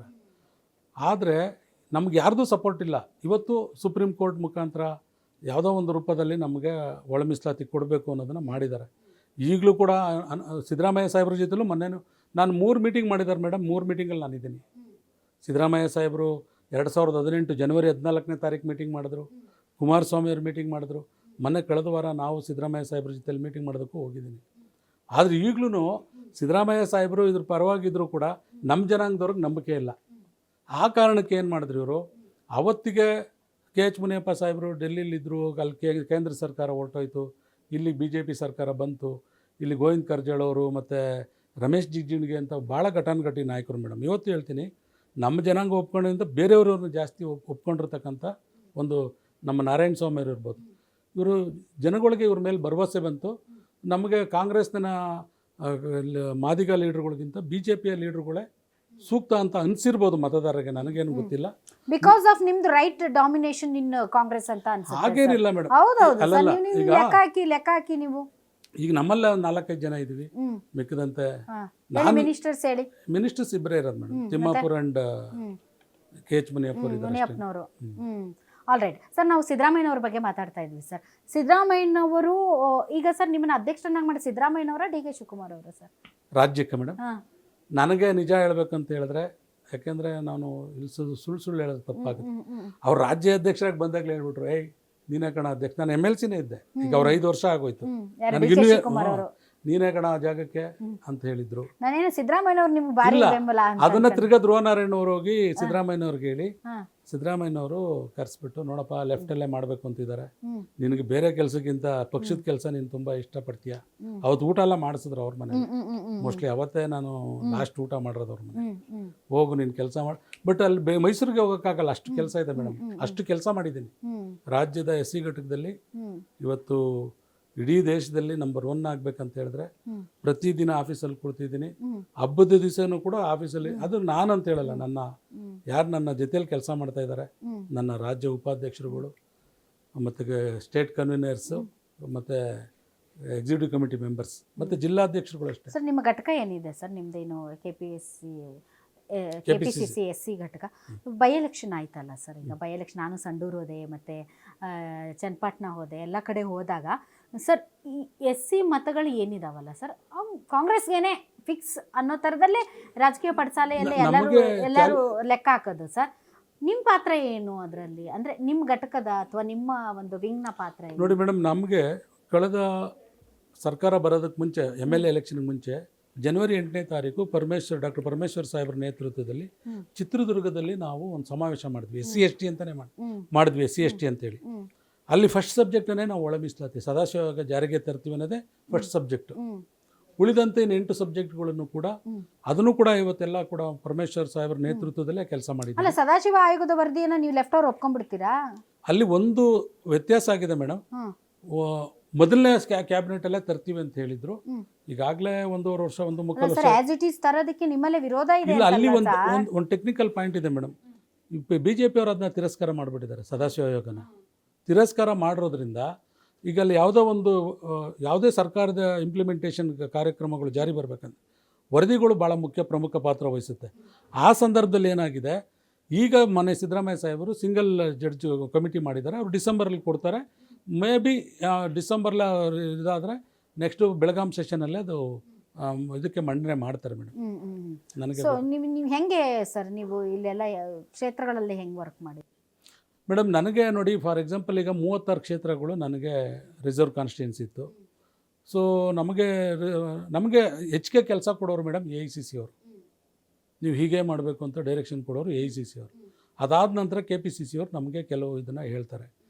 ಸೊ ನಾನು ಕೂಡ ಎಲ್ಲೆಲ್ಲಿ SC ಘಟಕಗಳು SC ಕ್ಷೇತ್ರಗಳಿದೆ ರಿಸರ್ವ್ ಕಾನ್ಸ್ಟಿಟ್ಯೂನ್ಸಿಗಳು ಅಲ್ಲೆಲ್ಲ ಕಾನ್ಸಂಟ್ರೇಟ್ ಮಾಡಿ, ಮತ್ತು ಅದಕ್ಕೆ ಮುಂಚೆ ನಮಗೆ ಟಿಕೆಟ್ ಕೊಡಿಸಿ ನಮಗೆ ಪ್ರಪೋಸ್ ಮಾಡಿ ಅನ್ನೋರು ನಮ್ಮದೇ ಡಿಪಾರ್ಟ್ಮೆಂಟಲ್ಲಿರೋರ್ದು ನಮ್ಗೆ ಅದೇ ಅರ್ಧ ಕೆಲಸ ಆಗುತ್ತೆ.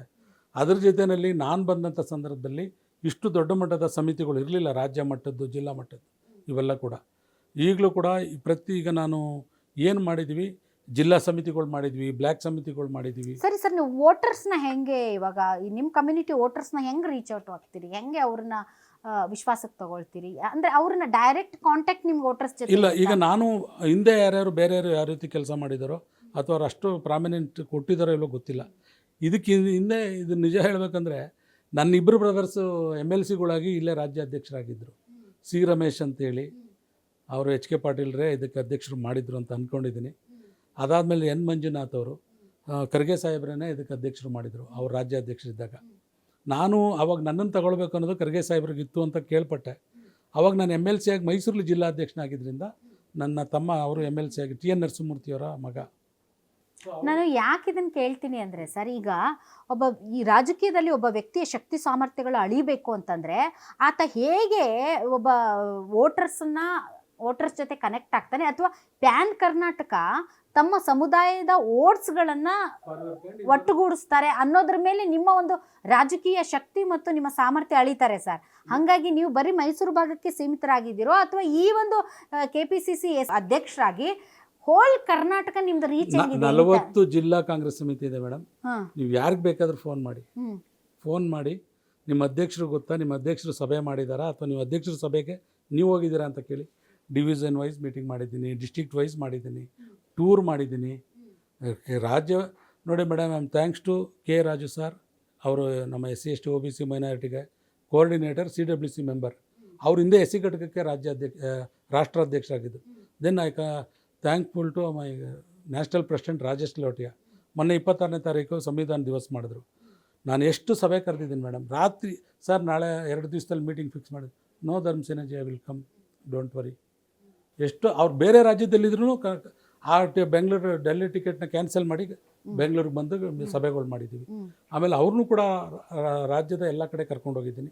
ಈಗಲೂ ಅವ್ರು ಮಾಡ್ತಾ ಇದ್ದಾರೆ. ಇನ್ನು ಮುಂದಿನ 60 ದಿವಸದಲ್ಲಿ ಸಂವಿಧಾನ ದಿವಸನ ಎಲ್ಲ ಡಿಸ್ಟ್ರಿಕ್ಟ್ಗಳಲ್ಲೂ ಮೇನ್ ಕಾಂಗ್ರೆಸ್ ಅವರ ಅಡಿನಲ್ಲಿ ಕೆಲಸ ಮಾಡ್ತೀವಿ ಮೇಡಮ್ ನಾವು. ಸೊ ಹಾಗಾಗಿ ನಾವು ನೋಡಿ, ಎಷ್ಟೋ ಇವತ್ತಿನ ಮತದಾರ ಹೇಗಾಗಿದ್ದೇನೆ ಅಂದರೆ ನಮ್ಗೆ ಯಾರು ಓಟೇ ಕೊಟ್ಟಿಲ್ಲ, ನಾವು ಓಟ್ ಹಾಕೋಕ್ಕೆ ಹೋಗಲ್ಲ ಅನ್ನೋ ಮಟ್ಟಕ್ಕಿದ್ದಾರೆ. ಹಾಗಾಗಿ ನಾವು ಆಮೇಲೆ ನಾನು ರಾಜ್ಯಾಧ್ಯಕ್ಷನಾದಾಗ ಮೇಡಮ್, ಇನ್ನೂ ಅಸೆಂಬ್ಲಿ ಎಲೆಕ್ಷನ್ ಆಗಿರಲಿಲ್ಲ, ದಲಿತರ ನಡೆಗೆ ಕಾಂಗ್ರೆಸ್ ಕಡೆಗೆ ಅಂತೇಳಿ ನಾವು ಅದರ ಸ್ಲೋಗನ್ ಅಡಿನಲ್ಲೇ ಕೆಲಸ ಮಾಡಿದ್ವಿ ಮೇಡಮ್. ಆಮೇಲೆ ಫಾರ್ ಯುವರ್ ಕೈಂಡ್ ಇನ್ಫಾರ್ಮೇಷನ್, ಎಷ್ಟೋ ಜನ ದಲಿತ ಹೋರಾಟ ಸಮಿತಿಗಳಿದೆ ನೋಡಿ. ನಿಮಗೆ ಒಂದು ಇನ್ಫಾರ್ಮೇಷನ್ ಹೇಳ್ತೀನಿ ತಮ್ಮ ಮುಖಾಂತರ. ರಾಜ್ಯದಲ್ಲಿ 20,000 ಅಂಬೇಡ್ಕರ್ ಹೆಸರಿನಲ್ಲಿ ದಲಿತ ಸಂಘಟನೆಗಳು ರಿಜಿಸ್ಟರ್ ಆಗಿದೆ ಸರ್ಕಾರದಲ್ಲಿ.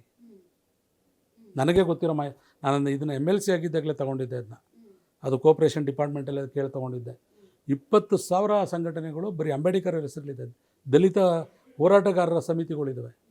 ಸೊ ಇವೆಲ್ಲವನ್ನು ಕೂಡ ನೀವು ಅಲ್ಲಿ ಹೋರಾಟ ಬೇಕು. ಆದರೆ ನೀವು ಪೊಲಿಟಿಕಲ್ ಪಾರ್ಟಿಗಳಿಗೆ ಹೋಗಿ, ಕರ್ನಾಟಕದಲ್ಲಿ ಕಾಂಗ್ರೆಸ್ಸು, ದಳ, BJP ರೂಲ್ ಮಾಡಿದ್ದಾರೆ ನೀವು. ಬಟ್ ಭಾಳ ಜನ ಕಾಂಗ್ರೆಸ್ನ ಪ್ರಿಫರ್ ಮಾಡ್ತಾರೆ ಮೇಡಮ್. ಇಲ್ಲ ಸರ್, ನಮಗೆ ಇವನ್ ಮತನ BJPಗೆ ಹಾಕಿದ್ರೇನೋ ಕಳೆದ 10 ವರ್ಷಗಳ ಹಿಂದೆ, ಬಟ್ ಈವನ್ ಟುಡೇ ನಮ್ಮ ಎಲ್ಲ ವರ್ಗಗಳು ಕೂಡ ನಾವು ಕಾಂಗ್ರೆಸ್ಸನ್ನೇ ಬೆಂಬಲಿಸ್ತೀವಿ, ಕಾಂಗ್ರೆಸ್ಸೇ ಸೂಕ್ತ ಅನ್ನೋದನ್ನು ಹೇಳ್ತಾ ಇದ್ರು ಮೇಡಮ್. ಸರ್, ಈಗ ಸದ್ಯದಲ್ಲಿ ಸಿದ್ದರಾಮಯ್ಯನವರ ಮೇಲೆ ದಲಿತರಿಗೆ ಸಿಕ್ಕಾಪಟ್ಟೆ ಪ್ರೀತಿ ಅನ್ನೋ ಥರದಲ್ಲಿ ನಾವು ಒಂದು ಟ್ರೆಂಡ್ ನೋಡ್ತಾ ಇದ್ದೀವಿ sir. But do you feel ಒಬ್ಬ ದಲಿತ ನಾಯಕನ ಕೊರತೆ ಇದೆ ಅಂತ ರಾಜ್ಯದಲ್ಲಿ? ಹಂಗ ಇಲ್ಲ ಮೇಡಮ್, ಸಿದ್ದರಾಮಯ್ಯ ಸಾಹೇಬರು ಹೇಗೆ ಕೊರತೆ ನೀಗಿಸಿದ್ರು ಅಂತ ಹೇಳಿದ್ರೆ, ಅವ್ರು ಯಾವ ರೀತಿ ಇದೆಯಲ್ಲೋ ಗೊತ್ತಿಲ್ಲ, ನನ್ನ ಒಬ್ಬ ದಲಿತನಾಗಿ, ಪರಿಶಿಷ್ಟ ಜಾತಿಯವನಾಗಿ ಅವ್ರ ಜೊತೆಯಲ್ಲಿ ಕೆಲಸ ಮಾಡಿ ರಾಜ್ಯ ಜಿಲ್ಲಾ ಅಧ್ಯಕ್ಷನಾಗಿ MLC ಆಗಿ ಅವರು ಯಾವ ರೀತಿ ಸಕ್ಸಸ್ ಆಗಿದ್ದಾರೆ ಅಂತ ಹೇಳಿದ್ರೆ, ಇವತ್ತು ಟೋಟಲ್ 6 ಜನ ಏನೋ ಮಂತ್ರಿಗಳಿದ್ದಾರೆ ಮೇಡಮ್.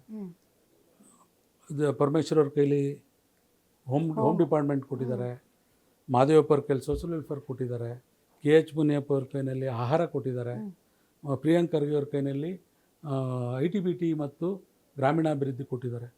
ರಾಜ್ಯಕ್ಕೆ ಏನೇನು ಪ್ರಮುಖ ಖಾತೆಗಳಿದೆ. ಮತ್ತು ಹಿಂದುಳಿದ ವರ್ಗನ ನಮ್ಮ ಶಿವರಾಜ್ ತಂಗಡಿಯವ್ರ ಕೈಲಿ ಕೊಟ್ಟಿದ್ದಾರೆ. ಇಡೀ ರಾಜ್ಯದಲ್ಲಿ ಪ್ರಮುಖ ಖಾತೆಗಳೆಲ್ಲ ದಲಿತರ ಕೈನಲ್ಲಿ, ಅಂದರೆ ಪರಿಶಿಷ್ಟ ಜಾತಿಯವ್ರ ಕೈನಲ್ಲೇ ಇದೆ. ಮತ್ತು STಗೆ ಬಂದರೆ ನೀವು ನಮ್ಮ ಸತೀಶ್ ಜಾರಕಿಹೊಳಿ ಅವರಿದ್ದಾರೆ, ಇಲ್ಲಿ ನಾಗೇಂದ್ರ ಅವ್ರ ಕೈಲಿ, ಇವು SC STಗಳ ಕೈನಲ್ಲೇ ಇಡೀ ರಾಜ್ಯ ಇದೆ. ಹಿಂದೆ for your kind information madam, B D Jatti ಅವ್ರ ಪೋರ್ಟ್ಫೋಲಿಯೋಲ್ಲಿ ಚೀಫ್ ಮಿನಿಸ್ಟರ್ ಗೊತ್ತಾ? ಹ್ಮ್ ಇವತ್ತು ಯಾರೂ ಸಿದ್ದರಾಮಯ್ಯ ಸಾಹೇಬ್ರ ಪೋರ್ಟ್ಫೋಲಿಯೋ ಬಗ್ಗೆ ಯಾರೂ ಚರ್ಚೆ ತಲೆನೇ ಕೆಡಿಸ್ಕೊಳ್ಳಲ್ಲ. ಹ್ಮ್ ಹಿಂದೆ ಫೈನಾನ್ಸ್ ಮಿನಿಸ್ಟರ್ ಆಗಿಬಿಟ್ರು ಒಂದು ರಾಜ್ಯದ್ದು ಅಂತ ಹೇಳಿದ್ರೆ that is most important. Chief ಮಿನಿಸ್ಟರ್ಗಿಂತ ಮೋಸ್ಟ್ ಇಂಪಾರ್ಟೆಂಟ್ ಆಗ್ತಿತ್ತು. ಫಿನಾನ್ಸ್ ಇವತ್ತು ಸಿದ್ದರಾಮಯ್ಯನವರು ಈ ಥರ ನಡವಳಿಕೆಗಳು ಅವರು ಅವ್ರ ಚೀಫ್ ಮಿನಿಸ್ಟರ್ ಅನ್ನೋದು ಇಲ್ಲ, ಅವರು ಫೈನಾನ್ಸ್ ಮಿನಿಸ್ಟರ್ ಅನ್ನೋದು ಇಲ್ಲ. ಎಲ್ಲ ರಾಜ್ಯವನ್ನು ಪರಿಶಿಷ್ಟ ಜಾತಿಯವ್ರನ್ನ ನಂಬಿದ್ದಾರೆ, ಪರಿಶಿಷ್ಟ ಜಾತಿ. ಹಾಗಾಗಿನೇ ಅವ್ರು ಅಹಿಂದ ಅಂತ. ಹೂ ಇಸ್ ನೆಕ್ಸ್ಟ್ ಸರ್ ಹಂಗಾದ್ರೆ? ಎಲ್ಲಿ ಈಗ ಸಿದ್ದರಾಮಯ್ಯನವ್ರಿಗೆ ಈಗ 75 ವರ್ಷ ಆಯ್ತು, 75 ವರ್ಷ ಆಯ್ತಾ ಸರ್? 76 ಮೇಡಮ್, 76 ಆಯ್ತು. ಸೊ ಮುಂದೆ ಸರ್, ಮುಂದೆ ಇದು ಕಾಂಗ್ರೆಸ್ಗೆ ಅದರದ್ದೇ ಆದಂಥ ಅದು ಹೇಗೆ ಅಂತ ಹೇಳಿದ್ರೆ ಅದು ಈ ಕಾಂಕ್ರೀಟ್ ಮಿಕ್ಸರ್ಲಿ ಹೆಂಗೆ ಎಲ್ಲನೂ ಕಲಸಿ ಮೇಲೆ ಅಲ್ಲ ಸರ್, ಈಗ ಇವರು ಖರ್ಗೆ ಸಾಹೇಬರು ಯಾವಾಗ ನಮ್ಮಲ್ಲಿ ಒಂದು ಮುಖ್ಯಮಂತ್ರಿ ದಲಿತ ಮುಖ್ಯಮಂತ್ರಿ ಅನ್ನೋ ವಿಚಾರ ಬಂದಾಗ ಅವರು ಯಾವಾಗಲೂ ಹೇಳೋದು, ನನ್ನ ದಲಿತ ಅಂತ ನೀವು ನನ್ನನ್ನು ಪಾಯಿಂಟ್ ಔಟ್ ಮಾಡಬೇಡಿ ಅಥವಾ ನನ್ನನ್ನು ಆ ಥರ ನೀವು ವರ್ಗೀಕರಿಸಬೇಡಿ. ಯಾಕೆ ಅಂತ ನನಗೆ ಕ್ಯಾಲಿಬರ್ ಇದೆ, ಕೆಪಾಸಿಟಿ ಇದೆ, ಬಿಕಾಸ್ ನಾನು ಕಾಂಗ್ರೆಸ್ ಪಕ್ಷದಲ್ಲಿ ದುಡ್ದಿದ್ದೀನಿ ಮತ್ತು ನಾನು ಮುಖ್ಯಮಂತ್ರಿ ಆಗೋದಕ್ಕೆ ಅರ್ಹನಿದ್ದೀನಿ. ಅದಕ್ಕೆ ನೀವು ದಲಿತ ಅನ್ನೋ ಟ್ಯಾಗ್ಲೈನ್ ಕೊಟ್ಟು ನನಗೆ ಆ ಮುಖಾಂತರ CM ಆಗಬೇಕು ಅಂತ ಹೇಳ್ಬೇಡಿ ಅಂತ ಅವರು ಅದನ್ನು ವಿರೋಧಿಸ್ತಾರೆ ಅಲ್ವಾ ಸರ್? ಇಲ್ಲ, ಅದು ನೋಡಿ ಒಬ್ಬ ನಾಯಕನ ಕ್ವಾಲಿಟಿ ಅದು. ಈಗ ನಮ್ಮ ತಂದೆಯವರು ಅವ್ರು ಆ ಥರನೇ ಇರಲಿಲ್ಲ. ಬಸಲಿಂಗಪ್ಪನವರು ನಾವು ದಲಿತ ನಾಯಕರೇ ಅಂತಲೇ ಇವರಿಬ್ಬರು ಬಂದಂಥವ್ರು, ನಾವು ದಲಿತರ ಪರಾನೇ ಅಂತ ಬಂದಂಥವ್ರು. ಈಗ ಒಬ್ಬೊಬ್ರ ಕಾನ್ಸೆಪ್ಟ್ ಒಂಥರ ಇರುತ್ತೆ. ಈಗ ಖರ್ಗೆ ಸಾಹೇಬ್ರು ಹೇಳೋದ್ರಲ್ಲೂ ಈಗ ಅವರು ಇಡೀ ರಾಷ್ಟ್ರದ ಅವರು ಎಸ್ ಸಿ ಘಟಕದ ಯಾವತ್ತೂ ರಾಜ್ಯ ಅಧ್ಯಕ್ಷರಾಗಲಿಲ್ಲ, ರಾಷ್ಟ್ರ ಅಧ್ಯಕ್ಷರಾಗಲಿಲ್ಲ. ಅವರು ಕರ್ನಾಟಕದಲ್ಲೂ KPCC ಅಧ್ಯಕ್ಷರಾದರು, ಎಲ್ಲ ವರ್ಗಕ್ಕೂ ನಾಯಕತ್ವ ಕೊಟ್ಟರು. ಹೇಳ್ಬೇಕಂತ ಹೇಳಿದ್ರೆ ಅವ್ರ ಕಾಲದಲ್ಲೇ 80 ಸೀಟ್ ಗೆದ್ದು ಅವರೇ ಮುಖ್ಯಮಂತ್ರಿ ಆಗ್ತಕ್ಕಂಥ ಅವಕಾಶ ಇತ್ತು. ಕೆಲವೊಂದು ಕಾರಣಗಳಿಗೆ ಅವತ್ತು ಜಾತಿ ಕಾರಣನಾ ಸರ್? ಜಾತಿ ಕಾರಣ ಅನ್ನೋದಕ್ಕಿಂತ ಖರ್ಗೆ ಅವರು ಮುಖ್ಯಮಂತ್ರಿ ಆಗದೆ ಇರೋದಕ್ಕೆ ಜಾತಿ ಕಾರಣ ನೋಡಿ ಮೇಡಮ್, ನನಗಿರೋ ಪೊಲಿಟಿಕಲ್ ನಾಲೆಡ್ಜ್ ಪ್ರಕಾರ ಏನಾಗ್ತಾ ಅವತ್ತು ಒಂದು ವ್ಯತ್ಯಾಸ ಅಂತ ಹೇಳಿದ್ರೆ, ಮೊದಲೇನೆ ಧರ್ಮಸಿಂಗ್ ಅವರು ಚೀಫ್ ಮಿನಿಸ್ಟರ್ ಅಂತ ಫಿಕ್ಸ್ ಆಗಿಬಿಟ್ಟಿತ್ತು. ಇದು ನನಗೆ ಗೊತ್ತಿರೋಂಥ ಸತ್ಯ. ಬಟ್ ಬಹಳ ಜನ ಜರ್ನಲಿಸ್ಟ್ಗಳು ಹೇಳ್ತಾರೆ ಓನ್ಲಿ ಬಿಕಾಸ್ ಆಫ್ ಜಾತಿ ಕಾರಣ ಅಂತ. ಇವೊಂದು ಕಾಂಗ್ರೆಸ್ ದಲಿತರ ಪರ, ಹಿಂದುಳಿದವರ ಪರ ಅಂತ ಹೇಳಿದ್ರು ಕೂಡ ವೆನ್ ಇಟ್ ಕಮ್ಸ್ ಟು ಈಗ ಬದಲಾಗಿದೆ ಪರಿಸ್ಥಿತಿ. ಈಗ ಅವರು AICC ಪ್ರೆಸಿಡೆಂಟ್ ಆಗಿದ್ದಾರೆ. ಬಟ್ ಆಗಿನ ಪರಿಸ್ಥಿತಿಯಲ್ಲಿ ಈ ಥರ ಎಸ್ಪೆಷಲಿ ಹಿಂದುಳಿದ ಜಾತಿ ಮತ್ತು ವರ್ಗಗಳಿಗೆ ಸೇರಿದವರನ್ನ ಅತ್ಯುನ್ನತ ಸ್ಥಾನದಲ್ಲಿ ಕೂರಿಸೋದಕ್ಕೂ ಕಾಂಗ್ರೆಸ್ ಹಿಂದೆ ಮುಂದೆ ನೋಡ್ತಾ ಇತ್ತು ಅಂತ. ಇಲ್ಲ ಅದು ಖಂಡಿತ ಇಲ್ಲ ಮೇಡಮ್. ಫಸ್ಟ್ ಡೆಪ್ಟಿ CM ಮಾಡಿದವರೇ ನಾವು, ಪರಮೇಶ್ವರ್ ಸಾಹೇಬ್ರನ್ನ. ಆಮೇಲೆ 2-3 ಸರಿ ನನಗೆ ಗೊತ್ತಿರೋ KH ರಂಗನಾಥ್ ಸಾಹೇಬರು ನನಗೆ ಬೇಡ ಅಂತ ವಾಲಂಟ್ರಿಲಿ ಬಿಟ್ಬಿಟ್ಟಿದ್ದಾರೆ. ಅವರು ಇಲ್ಲ, ನಾನು ನಾಳೆ ದಿವಸ ಫೇಲ್ಯೂರ್ ಆದರೆ ಕಷ್ಟ ಅಂತ. ಇಲ್ಲಿ ಏನಾಗ್ತಂತ ಹೇಳಿದ್ರೆ, ಧರ್ಮಸಿಂಗ್ ಅವ್ರ ಹೆಸರು ಮೊದಲೇ ಮುಂಚೂಣಿಗೆ ಬಂದುಬಿಟ್ಟಿತ್ತು. ಅಲ್ಲಿ ಸಿದ್ದರಾಮಯ್ಯನವ್ರು ಆಗ್ತಕ್ಕಂಥ ಅವಕಾಶ ಜಾಸ್ತಿ ಇತ್ತು. ಸೊ ನಮ್ಮದು ಕಾಂಗ್ರೆಸ್ ಅತಿ ಹೆಚ್ಚು ಸೀಟ್ಗಳು ನಾವಿದ್ವಿ, 58 ಸೀಟು JDS ಇದ್ದರು. ಹಾಗಾಗಿ ಆವತ್ತಿಗೂ ಏನೋ ಇವರು 58 ಸೀಟ್ ದೇವೇಗೌಡರು ಕೇಳಿದ್ರೆ ಕೊಟ್ಬಿಡ್ತಿದ್ರು, ಆದರೆ ಇವರೇ ಬಿಟ್ಟುಕೊಟ್ರು ಅಂತ ಹೇಳ್ತಾರೆ. ಹಾಗಾಗಿ ಅವತ್ತಿನ ವಿಚಾರನೂ ನನಗೆ ವಿಶ್ವನಾಥ್ ಅವ್ರು ಹೇಳ್ತಾಯಿದ್ರು. ನಾನೊಬ್ಬ ಜಿಲ್ಲಾಧ್ಯಕ್ಷನಾಗಿದ್ದೆ, ಜಿಲ್ಲಾಧ್ಯಕ್ಷನಾದಾಗ ಧರ್ಮಸೇನಿಗೆ ಈಗ ಆಗ್ತು ಅಂತ. ಸಿದ್ದರಾಮಯ್ಯ ಸಾಹೇಬರು ಅವತ್ತು ರಾತ್ರಿ ಕರ್ನಾಟಕ ಭವನಿಂದ ಬೆಂಗಳೂರಿಗೆ ಬೇಡ, ನಾನು ಲಾಯರ್ಗಿರಿ ಮಾಡ್ಕೊಂಡಿರ್ತೀನಿ, ನನಗೇನೂ ಬೇಡ ಅಂತೇಳಿ ಕೋಪ ಮಾಡ್ಕೊಂಡು ಬರೋಕ್ಕಿದ್ರು. ನಾನು ಪಕ್ಕದ ರೂಮಲ್ಲೇ ಇದ್ದೆ. ಹೋಗಿ ಬೇಡಪ್ಪ, ನೀನು ಹಂಗೆಲ್ಲ ಮಾಡಬೇಡ, ಇದನ್ನು ನಿನ್ನನ್ನಾಗೆ ನಾಯಕ ಅಂತ ಒಪ್ಕೊಂಡು ನನ್ನನ್ನು ಸೋಲಿಸ್ಬಿಟ್ಟಿದ್ದಾರೆ, ನಿನ್ನನ್ನು ಗೆಲ್ಲಿಸ್ಬೇಕು ಅಂತೇಳಿ. ಇದು ಜನಾಂಗದ ಪ್ರಶ್ನೆ, ಹಿಂದುಳಿದ ವರ್ಗದವ್ರ ಪ್ರಶ್ನೆ, ನಿನ್ನ ನಾಯಕತ್ವ ರಾಜ್ಯದಲ್ಲಿ ಯಾರೂ ಕೊಡೋಕ್ಕಾಗಲ್ಲ ಅಂಥೇಳಿ ಉಪಮುಖ್ಯಮಂತ್ರಿ ಸ್ಥಾನಕ್ಕೆ ಅಂದಿನ ಧರ್ಮಸಿಂಗ್ ಅವ್ರ ಜೊತೆಯಲ್ಲಿ ಒಪ್ಪಿಸಿದ್ದೆ ನಾನು ಅಂತ ನಮಗೆ ಕಾಂಗ್ರೆಸ್ನ ಒಬ್ಬರು ನಾಯಕರಾಗಿ ವಿಶ್ವನಾಥ್ ಅವತ್ತು ಹೇಳಿದ್ರು. ಇದು ಮತ್ತೆ ನೀವು ಅವರು ಇದ್ದಾರೆ, ನಾವು ಇದ್ದೀವಿ. ನಂದೇನಾದ್ರು ವಿಶ್ವನಾಥ್ ಅವರು ಪೊಲಿಟಿಕಲಿ ಭಾಳಷ್ಟು ತಪ್ಪು ನಿರ್ಧಾರಗಳನ್ನ ತಗೊಂಡ್ರಂತ ಅನ್ಸುತ್ತೆ ಸರ್ ನಿಮ್ಗೆ? ನೋಡಿ ಮೇಡಮ್, ಒಬ್ಬ ವ್ಯಕ್ತಿ ಇವತ್ತಿಗೂ ನನಗೆ BJPನಲ್ಲಿ ಎಲ್ಲ ಕರೀತಾರೆ. ನನಗೆ 3-4 ಸರಿ ದೊಡ್ಡ ಆಫರೇನೆ. ಹೌದಾ? ನಾಟ್ ಓನ್ಲಿ ಆರ್ಡಿನರಿ, ಅದನ್ನು ಆತ್ಮ ಮುಟ್ಟು ಹೇಳ್ತೀನಿ. ನಾನು ಹೇಳಿದೆ, ನಾನು ಇವತ್ತು ನಾನು ಯಾರನ್ನೂ ಫಾಲೋ ಮಾಡಲ್ಲ ಮೇಡಮ್. ನನ್ನ ಕುಟುಂಬನೇ ಪೊಲಿಟಿಕಲ್ ಯೂನಿವರ್ಸಿಟಿ. ನಮ್ಮ ತಂದೆ 16 ವರ್ಷ MP MLA MLC, ನಮ್ಮ ಚಿಕ್ಕಪ್ಪ 30 ವರ್ಷ MLC, ಮತ್ತು ವೈ ರಾಮಕೃಷ್ಣ ಅಂತೇಳಿ ನಮ್ಮ ತಂದೆ ತಂಗಿ ಕೊಟ್ಟಿದ್ವಿ, 24 ವರ್ಷ MLA. ಅದರಲ್ಲಿ 3 ಪಕ್ಷದಲ್ಲಿ MLA ಅವರು, 2 ವರ್ಷ MP ಇದ್ದರು. ಮತ್ತು C ರಮೇಶ್ 6 ವರ್ಷ, ಮಂಜುನಾಥ್ 6 ವರ್ಷ, ನಾನು 8 ವರ್ಷ MLC ಆಗಿದ್ವಿ. ನಮ್ಮ ಕುಟುಂಬನೇ ಪೊಲಿಟಿಕಲ್ ಯೂನಿವರ್ಸಿಟಿ ಮೇಡಮ್. ನಾನು ಬೇರೆ ಯಾರನ್ನೂ ನಾನು ಕಾಪಿ ಮಾಡೋಕ್ಕೋಗಲ್ಲ. ನಮಗಾಗಿರೋದು ನಾನು ಅದಕ್ಕೆ ನೋಡಿ, ಇಂದಿರಾ ಗಾಂಧಿಯವರು ನಮ್ಮ ತಂದೆಯವ್ರಿಗೆ ಭಾಳ ಕ್ಲೋಸ್, ಈ ಕಡೆ ಜಗಜೀವನ್ ರಾಮ್ ಕ್ಲೋಸ್. ಇಡೀ ದೇಶದ ಇಬ್ಬರು ಟಾಪ್ ಲೀಡರ್ಸ್. ನಮ್ಮ ತಂದೆಯವ್ರಿಗೆ ಜಗಜೀವನ್ ರಾಮ್ ಅವರು ಕಾಂಗ್ರೆಸ್ ಫಾರ್ ಡೆಮಾಕ್ರಸಿ ಮಾಡಿದಾಗ ವಿತೌಟ್ ಮೈ ಫಾದರ್ಸ್ ನಾಲೆಡ್ಜ್ ಅವರು ಸ್ಟೇಟ್ ಪ್ರೆಸಿಡೆಂಟ್ ಮಾಡಿಬಿಡ್ತಾರೆ. 80ನಲ್ಲಿ ಇಂದಿರಾ ಗಾಂಧಿಯವರು ಚಾಮರಾಜನಗರನ ಎನ್ ರಾಚನ್ ಅವರು ಕೂಡಿ ಟಿಕೆಟ್ ಅಂತಾರೆ. ಅವ್ರು ಪಾರ್ಟಿಲಿ ಇಲ್ಲದೆ ಹೋದ್ರು ಕೂಡ ಅವತ್ತು ಅವತ್ತಿನ ಬಿ ಜೆ ಪಿಯವರು ಕೂಡ ಜಗಜೀವನ್ ರಾಮರನ್ನೇ ಮುಂದಿನ ಪ್ರಧಾನಮಂತ್ರಿ ಅಂತೇಳಿ ಅನೌನ್ಸ್ ಮಾಡ್ಕೊಂಡು ಬಂದರು ಅವತ್ತು ಹೀನವಾಗಿ ಅಪೋಸಿಷನ್ ಸೋತಾಗ ಇಂದಿರಾ ಗಾಂಧಿಯವರು ಚಾಮರಾಜನಗರ ರಾಜ್ಯನವರು ಕೊಡಿ ಅಂತಾರೆ. ಕಾಂಗ್ರೆಸ್ಸಲ್ಲಿ ಇದು ಏನಿದೆ ಗೊತ್ತಾ ಮೇಡಮ್, ಕ್ವಾಲಿಟಿ. ನಿಮ್ಮ ಹತ್ರ ಟ್ಯಾಲೆಂಟ್ ಇದ್ದರೆ, ನಿಮ್ಗೆ ವ್ಯಕ್ತಿತ್ವ ಇದ್ದರೆ, ಗೌರವ ಇದ್ದರೆ, ನಿಮ್ಮನ್ನ ಮನೇಲಿ ಅದಕ್ಕೆ ಪ್ರತಿಭಾ ಪಾಟೀಲ್ ಅವರೇ ಸಾಕ್ಷಿ ಮೇಡಮ್. ನೀವು ಕರೀದು ನಾನು ಕರೆದು ನನಗೆ ಯಾವತ್ತಿದ್ರು ಕರೆದು ಕೊಡ್ತಾರ ನಂಬಿಕೆ ಇದೆ. ಅಲ್ಲ, ಕರ್ಕೊಡೋದಲ್ಲ, ನೀವು ಲಾಸ್ಟ್ ಎಲೆಕ್ಷನ್ ನೀವೇ ಬೇಡ ಅಂತ ಸುದ್ದಿ ಆಯ್ತು, ಅವರೇ ಬೇಡ ನಾನು ಸ್ಪರ್ಧೆ ಮಾಡಲ್ಲ ಅಂತ ಹೇಳಿದ್ದಾರೆ ಅಂತ ದೊಡ್ಡ ಸುದ್ದಿ ಆಯ್ತು. ನೋಡಿ, ಸುದ್ದಿ ನಾನು ಮಾಡಿದ್ನೋ ಅಥವಾ ಯಾರ್ಯಾರು ಮಾಡಿದ್ರೋ ಅದು ಅವ್ರವ್ರು ಇವತ್ತಿಗೂ ಅವ್ರಿಗೆ ಗೊತ್ತಿರ್ತದೆ. ನಾನು ಇವತ್ತು ನಮ್ಮ ಮುಂದೆ ಕೂತ್ಕೊಂಡು ಮಾತಾಡ್ತೀನಿ. ಅದು ನೋಡಿ ಮೇಡಮ್, ಅದು ಕಾರಣ ಅಂದ್ರೆ ನಿಮ್ಗೆ ಬಿಜೆಪಿಯಿಂದ ಒಳ್ಳೆ ಆಫರ್ ಇದೆ ಸರ್. ಈಗ ನಮ್ಮ ಚಲವಾದಿ ನಾರಾಯಣ ಸ್ವಾಮಿ ಸರ್ ಹೋದ್ರಲ್ಲ, ಅವಾಗಲೇ ಬಂತ ನಿಮ್ಗೂ ಆಫರ್? ನಾನು ಬಿಡಲ್ಲ ಮೇಡಮ್, ನಾನು ಹೇಳ್ಬಿಟ್ಟಿದ್ದೀನಿ. ಇವತ್ತು ನಾನು ಕಾಂಗ್ರೆಸ್ ಯಾವುದೇ ಮಟ್ಟಕ್ಕೆ ಹೋದ್ರೂ ನಾನು ಅದನ್ನ ಒಂದ್ಸರಿ ಸೋಮಣ್ಣವ್ರಿಗೂ ಪಾಪ ಮರ್ತು ಬಿಟ್ಟಿರ್ಬೇಕು. ಬಂಡ್ ಸಂಘದಲ್ಲಿ ಕೇಳಿದ್ರು, ಏಯ್ ನೀನು ಬಾರಪ್ಪ ಬಿ ಜೆ ಪಿಗೆ ಅಂತ. ಅವ್ರು ಆಗ್ತಾನೆ ಹೊಸ್ದಾಗಿ ಕಾಂಗ್ರೆಸ್ಸಿಂದನೇ ಬಿ ಜೆ ಪಿಗೆ ಹೋಗಿದ್ದು. ಇಡೀ ಕಾಂಗ್ರೆಸ್ಸಲ್ಲಿ ಯಾರು ಇಲ್ದರು ಕಡೆಗೆ ನಾನು ಇದೇ ವರ್ತೂರು ಪ್ರಕಾಶ್ ಹೇಳಿದ್ರು, ಅಲ್ಲಿ ಏನ್ರಿ ಇದೆ ಕೂತ್ಕೊಳ್ರಿ ಬನ್ರಿ ಇಲ್ಲಿ ಅಂತ. ನೋಡಿ, ಇವತ್ತು ನೆಹರೂರ ಜೊತೆಲಿ ಕೆಲಸ ಮಾಡಿದ್ದೀವಿ, ಇಂದಿರಾ ಗಾಂಧಿ, ರಾಜೀವ್ ಗಾಂಧಿ ಇದ್ದಾಗ ನಮ್ಮ ಮಾವ ವೈ ರಾಮಕೃಷ್ಣ ಮೇಡಮ್ ಚೀಫ್ ವಿಪ್ಪಲ್ಲಿ 22 ಜನ 24 ಜನ ಲೋಕಸಭಾ ಸದಸ್ಯರಿದ್ದರು. ಸೊ ಈ ಥರ TN ನರಸಿಂಹಮೂರ್ತಿ ಅವ್ರನ್ನ ಸೋನಿಯಾ ಗಾಂಧಿ ಅವ್ರು ಬಳ್ಳಾರಿಗೆ ಅವರು ಎಲೆಕ್ಷನ್ ಇನ್ಚಾರ್ಜ್ ಮಾಡಿದ್ರು. ಅವರೆಲ್ಲ ನರಸೀಪುರದ ಎಲೆಕ್ಷನ್ಗೆ ಬಂದುಬಿಟ್ಟು ಅಲ್ಲೇ ಆಪರ್ಚುನಿಟಿ ಹೋಯ್ತು. ಇಂದಿರಾ ಗಾಂಧಿ ಅವ್ರಿಗೆ ವಿತ್ ಇನ್ ನೋ ಟೈಮ್ ನಮಗೆ. ಸರ್, ನಂಗೆ ಕೆಟ್ಟ ಕ್ಯೂರಿಯಾಸಿಟಿ, ಏನು ಮಾಡ್ತೀವಿ ಅಂತ ಕರೆದ್ರು ಸರ್ ಬಿಜೆಪಿ ಅವ್ರು ನಿಮ್ಮನ್ನ? ಅಲ್ಲಿ ಇಲ್ಲ ಮೇಡಮ್, ಲೆಫ್ಟ್ ಹ್ಯಾಂಡ್ ಇಲ್ಲ ಅಲ್ಲಿ ಮೈಸೂರು ಭಾಗಕ್ಕೆ. ಈಗ ಏನು 10 ಜಿಲ್ಲೆಗಳು ಬರ್ತದೆ ನಮಗೆ. ನೀವು ಬೆಂಗಳೂರಿಂದ ಈಚೆಗೆ ಯಾರೂ ಲೆಫ್ಟ್ ಇಲ್ಲ ಅವ್ರಿಗೆ. ಆ ಕಡೆ ನಾರ್ತ್ ಕರ್ನಾಟಕ ಒಂದು ಸ್ವಲ್ಪ ಇದ್ದಾರೆ, ಗೋವಿಂದ ಕಾರಜೋಳ ಅವರು, ದುರ್ಯೋಧನ ಐಹೊಳೆ, ಆ ಥರದವರೆಲ್ಲ ಇದ್ದಾರೆ ಅಲ್ಲಿ. ಆಮೇಲೆ ಈವನ್ ಟುಡೇ ನಮ್ಮ ರಮೇಶ್ ಜಿಗಜಿಣಗಿ ಅವರು ಇದ್ದಾರೆ. ಮತ್ತೆ ಗೋವಿಂದ ಕಾರಜೋಳ ಅವರು ಮೆಂಬರ್ ಆದರು, ಪಾರ್ಲಿಮೆಂಟ್ ಮೆಂಬರ್ ಆದರು. ಬಟ್ ಅವ್ರನ್ನೆಲ್ಲ ನೋಡ್ಕೊಂಡು ಮಾಡಲ್ಲ. ನಮ್ದೇನೋ ಗುರುತಿಸಿರ್ಬೇಕು. ಅದಕ್ಕೆ ಹಳೆ ಮೈಸೂರು ಭಾಗದಲ್ಲಿ ಗುರುತಿಸಿರ್ಬೋದು. ನಾನು ಹೇಳಿದ್ದೀನಿ, ನನ್ನ ಮಗನಿಗೂ ಹೇಳಿದ್ದೀನಿ. ಅವನು ಕೂಡ ನಮ್ಮ SC ಘಟ್ಟದಲ್ಲಿ ಸ್ಟೇಟ್ ಕನ್ವೀನರ್ ಆಗಿದ್ದಾನೆ, ಮೈಸೂರು ಜಿಲ್ಲಾ ಕಾಂಗ್ರೆಸ್ಲಿದ್ದ. ನೋಡಪ್ಪ, ನಮ್ದೇನಿದ್ರು ನಮಗೇನು ಕಾಂಗ್ರೆಸ್ಸಲ್ಲಿ ಕೊಡಲಿಲ್ಲ ಅಂದರು ಒಂದು ಓಟ್ ಹಾಕ್ಬಿಟ್ಟು ಮನೇಲಿರೋಣ, ಯಾವುದೇ ಕಾರಣಕ್ಕೂ ಪಕ್ಷ ಬದಲಾವಣೆ ನಾನು ಬದುಕಿರೋ ತನಕ ಮಾಡಲ್ಲ, ನೀನು ಮಾಡಬೇಡ ಸರ್. ಈಗ ನಿಮ್ಮ ವ್ಯಾಪ್ತಿಯಲ್ಲಿ ನಿಮ್ಗೆ ಎಷ್ಟು ಬೇಕೋ ಅಷ್ಟು ನೀವು ಕೆಲಸ ಮಾಡ್ತಾ ಇದ್ರೆ, ನೀವು ಅದಕ್ಕಿಂತ ಹೆಚ್ಚಾಗಿ ಕೆಲಸ ಮಾಡ್ತಿರ್ಬೋದು. ಬಟ್ ಸರ್, ನಿಮಗೆ ಇರುವಂತಹ ಒಂದು ದೂರದೃಷ್ಟಿಗೆ ಸರಿಯಾದಂಥ ಸ್ಥಾನಮಾನ ನಿಮ್ಗೆ ಕಾಂಗ್ರೆಸ್ಸಲ್ಲಿ ಸಿಕ್ಕಿದೆ ಅಂತ ನಿಮ್ಗೆ ಅನಿಸುತ್ತೆ? ಅವ್ರೇನು ಕೊಡೋದು ಬೇಡ ಮೇಡಮ್. ನಾನು ನಂದೊಂದು ಓಟ್ ಕಾಂಗ್ರೆಸ್ ಓಟ್ ಹಾಕ್ಬಿಟ್ಟು ಮನೆಗೆ ಹೋಗ್ತೀನಿ. ಇಷ್ಟು ಅಚಲವಾಗಿ ನಾನು ಇರಬಲ್ಲೆ ಮೇಡಮ್. ನಾನು ಅಲ್ಲ ಸರ್, ರಾಜಕೀಯಕ್ಕೆ ಬರೋರೆಲ್ಲರೂ ಸ್ಥಾನಮಾನ ಇರಲಿ ಮೇಡಮ್, ಅನಿವಾರ್ಯತೆ ಇರ್ಬೋದು. ಅಲ್ಲ ಸರ್, ನೀವೇನು ಸನ್ಯಾಸಿನ? ಅಲ್ಲಲ್ಲ, ನೋಡಿ, ನಾನು ರಾಜಕಾರಣಕ್ಕೆ ಸ್ಟೂಡೆಂಟ್ ಲೈಫಿಂದ ಕಾಂಗ್ರೆಸ್ಸಿಗೆ ಬಂದಾಗಿಂದನೂ ನಾನು ಕಾಂಗ್ರೆಸ್ ಜೊತೆಲಿ ಹೆಂಗೆ ಹೊಂದ್ಕೊಂಡಿದ್ದೀನಿ ಅಂತ ನನಗೆ ಗೊತ್ತು. ನೋಡಿ, ನಾನು ಶ್ರೀನಿವಾಸ್ ಪ್ರಸಾದ್ ಅವ್ರ ಜೊತೆಲಿ ರಾಜಕಾರಣಕ್ಕೆ ಬಂದೆ. ಹುಟ್ಟುತ್ತಾ ನಾನು ಎನ್ ರಾಚಯ್ಯನವ್ರ ಮಗ. ನಮ್ಮ ತಂದೆ ಅದೇ ದೊಡ್ಡ ಅಂಬೇಡ್ಕರ್ ಜೊತೆಲಿದ್ದರು ಮೇಡಮ್ ನಮ್ಮ ತಂದೆ. ಈಗ ನನ್ನೇನೋ ಯಾರೋ ಹೇಳಿದ್ರು 22 ಜನನೋ 26 ಜನನೋ ಇದ್ದರು, ಅದರಲ್ಲಿ ರಾಚಯ್ಯನವರೇ 1 or 2ನಲ್ಲಿದ್ದರು ಅಂಬೇಡ್ಕರ್ ಅವ್ರ ಜೊತೆಯಲ್ಲಿ. ದೋವಿವನ್ ಕಾಂಗ್ರೆಸ್ MP ಅಂಬೇಡ್ಕರ್ ಜೊತೆಲಿ ಇದ್ದಂಥ 26 ಜನದಲ್ಲಿ ನಿಮ್ಮ ತಂದೆಯವರು 300 400 ಅಂತೂ ಡೆಫಿನೆಟ್ ಆಗಿದ್ದರು ಅನ್ನೋದನ್ನ ಹೇಳ್ತಾಯಿದ್ರು. ಅದು ನಮ್ಮ ತಂದೆಯವರು ಅವ್ರಿಗೆ ಹೇಳಿದ್ದಾರೆ, ಅವ್ರು ನನಗೆ ಹೇಳಿದ್ರು, ನೆನ್ನೆನೋ ಮೊನ್ನೆನೋ. ಸೊ ಹಾಗೆ ಏನಾಗ್ತದೆ, ನಮಗೆ ಕ್ಯಾಲಿಬರ್ ಇದ್ದರೆ ಕರೆದು ಕೊಡ್ತಾರೆ. ಏನು ಖಾಲಿ ಡಬ್ಬ ಮಡಿಕೊಂಡು ಎಷ್ಟೊತ್ತು ಅಂತ ಕೂಟಕ್ಕಾಗುತ್ತೆ.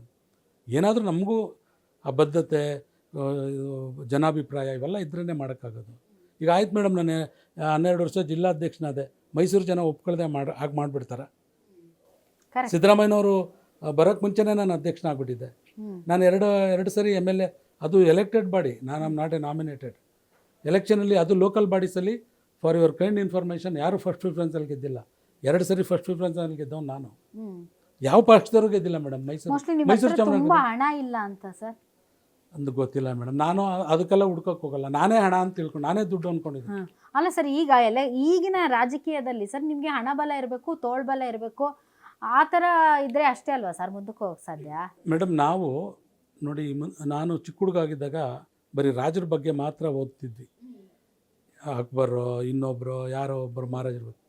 ಈಗ ಅವ್ರ ಜೊತೆಯಲ್ಲಿ ಹಿಂದೆ ಯಾರ್ಯಾರು ಕೆಲಸ ಮಾಡಿದ್ರು ಅನ್ನೋದು ವಯಸ್ಸಾದ್ಮೇಲೆ ಓದ್ತಾ ಇದ್ದೀವಿ. ಇವತ್ತು ಕಾಂಗ್ರೆಸ್ಸಲ್ಲಿ ದೊಡ್ಡ ದೊಡ್ಡ ಲೀಡರ್ ಇರ್ಬೋದು. ಇವತ್ತು ಸಿದ್ದರಾಮಯ್ಯನವರು ಅಂತ ಚಿಕ್ಕ ಹುಡುಗರು ಗೊತ್ತಿರ್ಬೋದು. ಮುಂದೆ ಒಂದು ದಿವಸ ಧರ್ಮಸೇನವರು ಇದ್ದರು. ನಿಮಗೊಂದು ಮಾತು ಹೇಳಲ್ಲ ಮೇಡಮ್, ಶ್ರೀನಿವಾಸ್ ಪ್ರಸಾದ್ ಅವ್ರ ಜೊತೆಲಿ ರಾಜಶೇಖರ ಮೂರ್ತಿಯವ್ರದ್ದು 2 ಗುಂಪುದು ಅವತ್ತಿನ ವೃತ್ತಾಂತ ಕರ್ನಾಟಕ ಅಂತೇಳಿ ಪತ್ರಿಕೆಯಲ್ಲಿ ಬರೆದಿದ್ರು. ಶ್ರೀನಿವಾಸ್ ಪ್ರಸಾದ್ ಅವ್ರ ಜೊತೆಲಿ ಇರ್ತಕ್ಕಂಥ ನಾಯಕರುಗಳು ಯಾರು, ಅದ್ರಲ್ಲಿ ನನ್ನ ಹೆಸರು ಬರೆದಿದ್ರು, ರಾಜಶೇಖರ ಮೂರ್ತಿಯವ್ರ ಜೊತೆಲಿರೋ ನಾಯಕರುಗಳು ಯಾರು ಅಂತೇಳಿ. ಸೊ ಹಂಗೆ ಯಾವುದೋ ಒಂದು ದಿವಸ ಅವೆಲ್ಲ ಪ್ರವರ್ಧಮಾನಕ್ಕೆ ಬರ್ತದೆ. ತಿರ್ಗಾ ನನಗೆ ಡಿ ಕೆ ಶಿವಕುಮಾರ್ ಸಹಾಯ ಮಾಡಿದ್ರು. ಸಿದ್ದರಾಮಯ್ಯ ಸಾಹೇಬರು ಬರೋಕ್ಕೆ ಮುಂಚೆ ನನ್ನನ್ನು ಜಿಲ್ಲಾ ಕಾಂಗ್ರೆಸ್ ಜನರಲ್ ಸೆಕ್ರೆಟರಿ ಮಾಡಿದ್ರು, ವೇರ್ ಹೌಸಿಂಗ್ ಕಾರ್ಪೊರೇಷನ್ ಡೈರೆಕ್ಟರ್ ಮಾಡಿದ್ರು, ಮತ್ತು ವೈಸ್ ಪ್ರೆಸಿಡೆಂಟ್ ಮಾಡಿದ್ರು, ಜಿಲ್ಲಾಧ್ಯಕ್ಷರು ಮಾಡಿದ್ದು ಡಿ ಕೆ ಶಿವಕುಮಾರ್. ಅದಾದ ನಂತರ 2 ಸರ್ ಸರಿ ಒಂದು ನಿಗಮ ಮಂಡಳಿನೂ ಕೊಡ್ಲಿಲ್ವಲ್ಲ ಸರ್ ನಿಮ್ಗೆ? ಬೇಡ ಮೇಡಮ್, ನಮಗಿಂತ ಬೇರೆಯವ್ರು ವೇಟಿಂಗಲ್ಲಿದ್ದಾರೆ. ಹಾಂ. ಕೆಲಸ ಮಾಡಿರೋರು, ಪಕ್ಷಕ್ಕೆ ಶ್ರಮ ಹಾಕಿರೋರು, ನಾಯಕತ್ವ ಕೊಟ್ಟಿರೋರು ಎಲ್ಲರೂ ಇದ್ದಾರೆ. ಕೊಡಲಿ, ಏನು ನಮಗೇನು ಈಗ ಏನಾಗುತ್ತೆ ಗೊತ್ತಾ ಮೇಡಮ್, ಇವತ್ತಿನ ರಾಜಕಾರಣ ನಾನು ಅದು ಹೇಳ್ಬಾರ್ದು, ನಿಮ್ಗೆ ಹೇಳ್ತೀನಿ. ಅಲ್ಲ, ಹಣ ಹಾಕಿದ್ರೆ ಹಣ ತೆಗಿಯೋಕ್ಕೆ ಕಾಯ್ಕೊಂಡು ಕೂತ್ಕೋಬೇಕು ನಾನು. ಈಗ ನಾವು ಬಡ್ಡಿಗೆ ತರಬೇಕು ದುಡ್ಡನ್ನ. ನಾನು for your kind information madam, ನಾನು 2ನೇ ಎಲೆಕ್ಷನ್ ಗೆದ್ದಾಗ ತಿಂಗಳಿಗೆ 5.5 ಲಕ್ಷ ಕಟ್ತಿದ್ದೆ ಇನ್ಸ್ಟಾಲ್ಮೆಂಟ್. ನನಗೆ 5 ಲಕ್ಷ, ನನಗೆ 2.5 ಲಕ್ಷ, 1,60,000 ರೂಪಾಯಿ ಸ್ಯಾಲ್ರಿ ಬರ್ತಿತ್ತು. ಸದನ ಸಮಿತಿಯಲ್ಲಿ 25,000 ಬರ್ತಿತ್ತು. ನನ್ನ ಇನ್ಕಮ್ಮು 1 ಲಕ್ಷನೂ ಇರಲಿಲ್ಲ. ದುಡ್ಡೇ ಕಟ್ಟೋಕ್ಕಾಗ್ತಿರ್ಲಿಲ್ಲ. ನಾನು ಈ ವರ್ಷ ನನ್ನ ಚುನಾವಣೆ 2024 ಸೆಪ್ಟೆಂಬರ್ ಅಕ್ಟೋಬರ್ಲಿ ನಾನು ಸಾಲ ತೀರಿಸಿದ್ದೀನಿ, ನನ್ನ ಚುನಾವಣೆ ಮುಗಿದ ಮೇಲೆ. ಸೊ ರಾಜಕಾರಣ ಹಂಗಿದೆ ಮೇಡಮ್, ಏನೂ ಮಾಡೋಕ್ಕಾಗಲ್ಲ. ಈಗ ನಾವು ಈಗ ಸಿನಿಮಾದಲ್ಲಿ ನೀವು ಜನ ನಿಮ್ಮನ್ನು ಒಪ್ಕೊಂಡ್ರೆ ದುಡ್ಡು ರೊಟೇಷನ್ ಆಗೋದಿಲ್ಲ ಅಂದ್ರೆ ಆಗಲ್ಲ. ಇದು ಹಾಗೇ. ನಾನು ಸಿನಿಮಾನ 25 ವರ್ಷನ ಸಿನಿಮಾ ಟ್ಯಾಕೀಸ್ ನಡೆಸಿದ್ದೀನಿ, 18 ವರ್ಷ ಪೆಟ್ರೋಲ್ ಬಂಕ್ ನಡೆಸಿದ್ದೀನಿ. ಈ ಕಡೆ ರಾಜಕಾರಣನ ಹೆಚ್ಚು ಕಡಿಮೆ 35-40 ವರ್ಷ ರಾಜಕಾರಣ ಮಾಡಿದ್ದೀನಿ. ರಾಜಕೀಯ ಕುಟುಂಬದಲ್ಲಿ ಹುಟ್ಟಿದ್ದೀನಿ. ಈ ಎಲ್ಲ ಕಾರಣಗಳಿಂದ ಪವರ್ ಪಾಲಿಟಿಕ್ಸೇ ಬೇರೆ ಮೇಡಮ್. ಈ ಪಕ್ಷದ ಇವತ್ತು ನಿಮ್ಗೊಂದು ಮಾತು ಹೇಳಲ್ಲ, ನಾನು ರಾಚೇನವ್ರ ಮಗ ಶ್ರೀನಿವಾಸ್ ಪ್ರಸಾದ್ ಅವ್ರ ಜೊತೆಲಿ ರಾಜಕಾರಣ ಮಾಡಿದೆ, ಡಿ ಕೆ ಶಿವಕುಮಾರ್ ಅವ್ರ ಜೊತೆಲಿ ಮಾಡಿದೆ, ಸಿದ್ದರಾಮಯ್ಯ ಸಾಹೇಬ್ರ ಜೊತೆಲಿ ಮಾಡಿದೆ. ಇವತ್ತು ನಾನು ದೊಡ್ಡ ದೊಡ್ಡ ರಾಷ್ಟ್ರ ನಾಯಕರುಗಳ ಜೊತೆಲಿ ಕೆಲಸ ಮಾಡ್ತಾಯಿದ್ದೀನಿ. ಯಾರು ನಮ್ಮ ಮಹಾನ್ ನಾಯಕರುಗಳು ರಾಹುಲ್ ಗಾಂಧಿ, ಸೋನಿಯಾ ಗಾಂಧಿ ಅವ್ರ ಜೊತೆಲಿದ್ದಾರೆ, ಅಂಥವ್ರ ಜೊತೆಲಿ ಕೆಲಸ ಮಾಡ್ತಾಯಿದ್ದೀನಿ. ನಮ್ಮ ರಾಷ್ಟ್ರ ನಾಯಕರು ತುಂಬ ರೆಸ್ಪೆಕ್ಟ್ ಮಾಡ್ತಾರೆ. ನಮ್ಮ ನ್ಯಾಷನಲ್ ಪ್ರೆಸಿಡೆಂಟ್ ತುಂಬ ನನ್ನನ್ನು ನಂಬ್ತಾರೆ. ಸರ್, ನೀವು ಮೈಸೂರು ಭಾಗದವ್ರು, ನಿಮ್ಮ ತಂದೆ ಮಿನಿಸ್ಟರ್ ಆಗಿದ್ದಂಥವ್ರು, ತಾವು ಮೂಡ ಸೈಟ್ ತೊಗೊಂಡಿದ್ದೀರಾ ಸರ್? ಮೇಡಮ್, ನಮ್ಮ ತಂದೆ 2 ಸರಿ ಮಂತ್ರಿ, ಫಸ್ಟ್ ಪಾರ್ಲಿಮೆಂಟ್ ಮೆಂಬರ್. ನಾನು 8 ವರ್ಷ MLC. ನಾನು ಮೂಡ ಮೆಂಬರೇ. 8 ವರ್ಷ ನಾನಿದ್ದೆ. ಮೊನ್ನೆ ಇವ್ರು ಯಾವುದಾದ್ರು ತೋರಿಸ್ತಾರಲ್ಲ, ಆ ಮೀಟಿಂಗಲ್ಲಿ ನಾನು ಇದ್ದೆ. ಟಿವಿಗಳೆಲ್ಲ ಇದು ಮಾಡಿ ಏನಾದರೂ ಎನ್ ರಾಚೇನವ್ರು ತಗೊಂಡಿದ್ದಾರೆ, ಧರ್ಮಸೇನ ತಗೊಂಡಿದ್ದಾರೆ ಅಂದರೆ ನಾನು ನಾಳೆ ಅದನ್ನು ತೋರಿಸಿದ್ರೆ ನಾಳೆಯಿಂದ ನಾನು ರಾಜಕಾರಣಕ್ಕೆ ಬರಲ್ಲ. ರಾಜಕೀಯನೇ ಬಿಟ್ಬಿಡ್ತೀನಿ. ಇದೇ ಮೇಡಮ್. ಇಲ್ಲ ಮೇಡಮ್, ಇಲ್ಲ. ಕೇಳಿದೆ ನಾನು ಆಗೂ, ಸರ್ ನಾನು ಮೈಸೂರಲ್ಲಿ ಮನೆ ಇಲ್ಲ ಸರ್, ನಾನು ನರಸೀಪುರದಿಂದ ಓಡಾಡ್ತೀನಿ ಅಂತ ಮೂಡ ಕಮಿಷನರ್ಗಳಿಗೆ ಹೇಳಿದೆ. ಯಾಕೆ ಅವರು ನೋಡೋಣ ಸರ್ ಅಂದರು. ನಾನು ಆಮೇಲೆ ನನಗೆ ಗೊತ್ತಿರಲಿಲ್ಲ ನಾನು ಕಂಟಿನ್ಯೂ ಆಗ್ತೀನಿ ಅನ್ನೋದು. ಎಲ್ಲೋ ಒಂದು ಭಾಳ ಬ್ಲೈಂಡ್ ನಂಬಿಕೆ ಇತ್ತು ನನಗೆ. ನನಗೆ ತಪ್ಪೋಗುತ್ತೆ ಅಂತ ನನಗೆ ಗೊತ್ತಿರಲಿಲ್ಲ. ಬಟ್ ನೀವು ಆಗಲೇ ಕೇಳಿ ನೀವು ಡೈವರ್ಟ್ ಮಾಡಿದ್ರಿ. MLAಗಳು ಸಿದ್ದರಾಮಯ್ಯ ಸಾಹೇಬ್ರನ್ನ ದಿಕ್ತಪ್ಪಿಸಿದ್ದಾರೆ. ಸರ್, ನೀವು ಧರ್ಮಸೇನವ್ರು 3ನೇ ಸರಿ ಆದರೆ ಚಾಮರಾಜನಗರಕ್ಕೂ ಬರ್ತಾರೆ, ಮೈಸೂರಿಗೂ ಬರ್ತಾರೆ, ನೀವು ಹೇಳ್ದೆ ಹೋದ್ರು ಹೈಕಮಾಂಡ್ನವ್ರು ಮಾಡಿಬಿಡ್ತಾರೆ ಸರ್ ಅಂತ ಹೇಳಿದಾಗ, ಅವ್ನು ತಪ್ಸೋಕ್ಕಾಗಲ್ಲಪ್ಪ, ಭಾಳ ಕಷ್ಟ ಇದೆ, ಅವನು ಯಾವುದೂ ಇದಿಲ್ಲ, ಅವನ ಮೇಲೆ ಅಲಿಗೇಷನ್ಸ್ ಇಲ್ಲ, ಏನಿಲ್ಲ ಅಂತ ಇವರು ಹೇಳಿದ್ದಾರೆ MLAಗಳಿಗೆ. ಇವತ್ತು ಆ MLAಗಳೆಲ್ಲ ಎಲ್ಲೆಲ್ಲಿದ್ದಾರೆ ಅಂತ ಅವ್ರಿಗೆ ಇನ್ನು ತಮ್ಮ ಮುಖಾಂತರ ಗೊತ್ತಾಗ್ತದೆ ನಾವೆಲ್ಲೆಲ್ಲಿದ್ದೀವಿ. ಅವ್ರು ಹೇಳಿದವರು ಯಾರು ಅಂತ ನನಗೆ ಗೊತ್ತು, ನಾನು ಯಾರಿಗೆ ಹೇಳ್ತಾಯಿದ್ದೀನಿ ಅಂತ ನಿಮ್ಮ ಮಾಧ್ಯಮದ ಮುಖಾಂತರ ಗೊತ್ತಾಗುತ್ತೆ. ನಮ್ಮ ಮೈಸೂರು ಚಾಮರಾಜನಗರದಲ್ಲಿ 15 MLAಗಳು ಅಥವಾ MLA ಕ್ಯಾಂಡಿಡೇಟ್ಗಳಿಗೆ ಅವಂಗೆಲ್ಲ ಮಾಡೋಕ್ಕಾಗಲ್ಲ ಮೇಡಮ್. ಬಟ್ ನಾನು ಒಂದು ಅತ್ಯಂತ ಹೀನವಾದಂಥ ಕಮ್ಯುನಿಟಿಯಿಂದ ಬಂದಂಥವನು.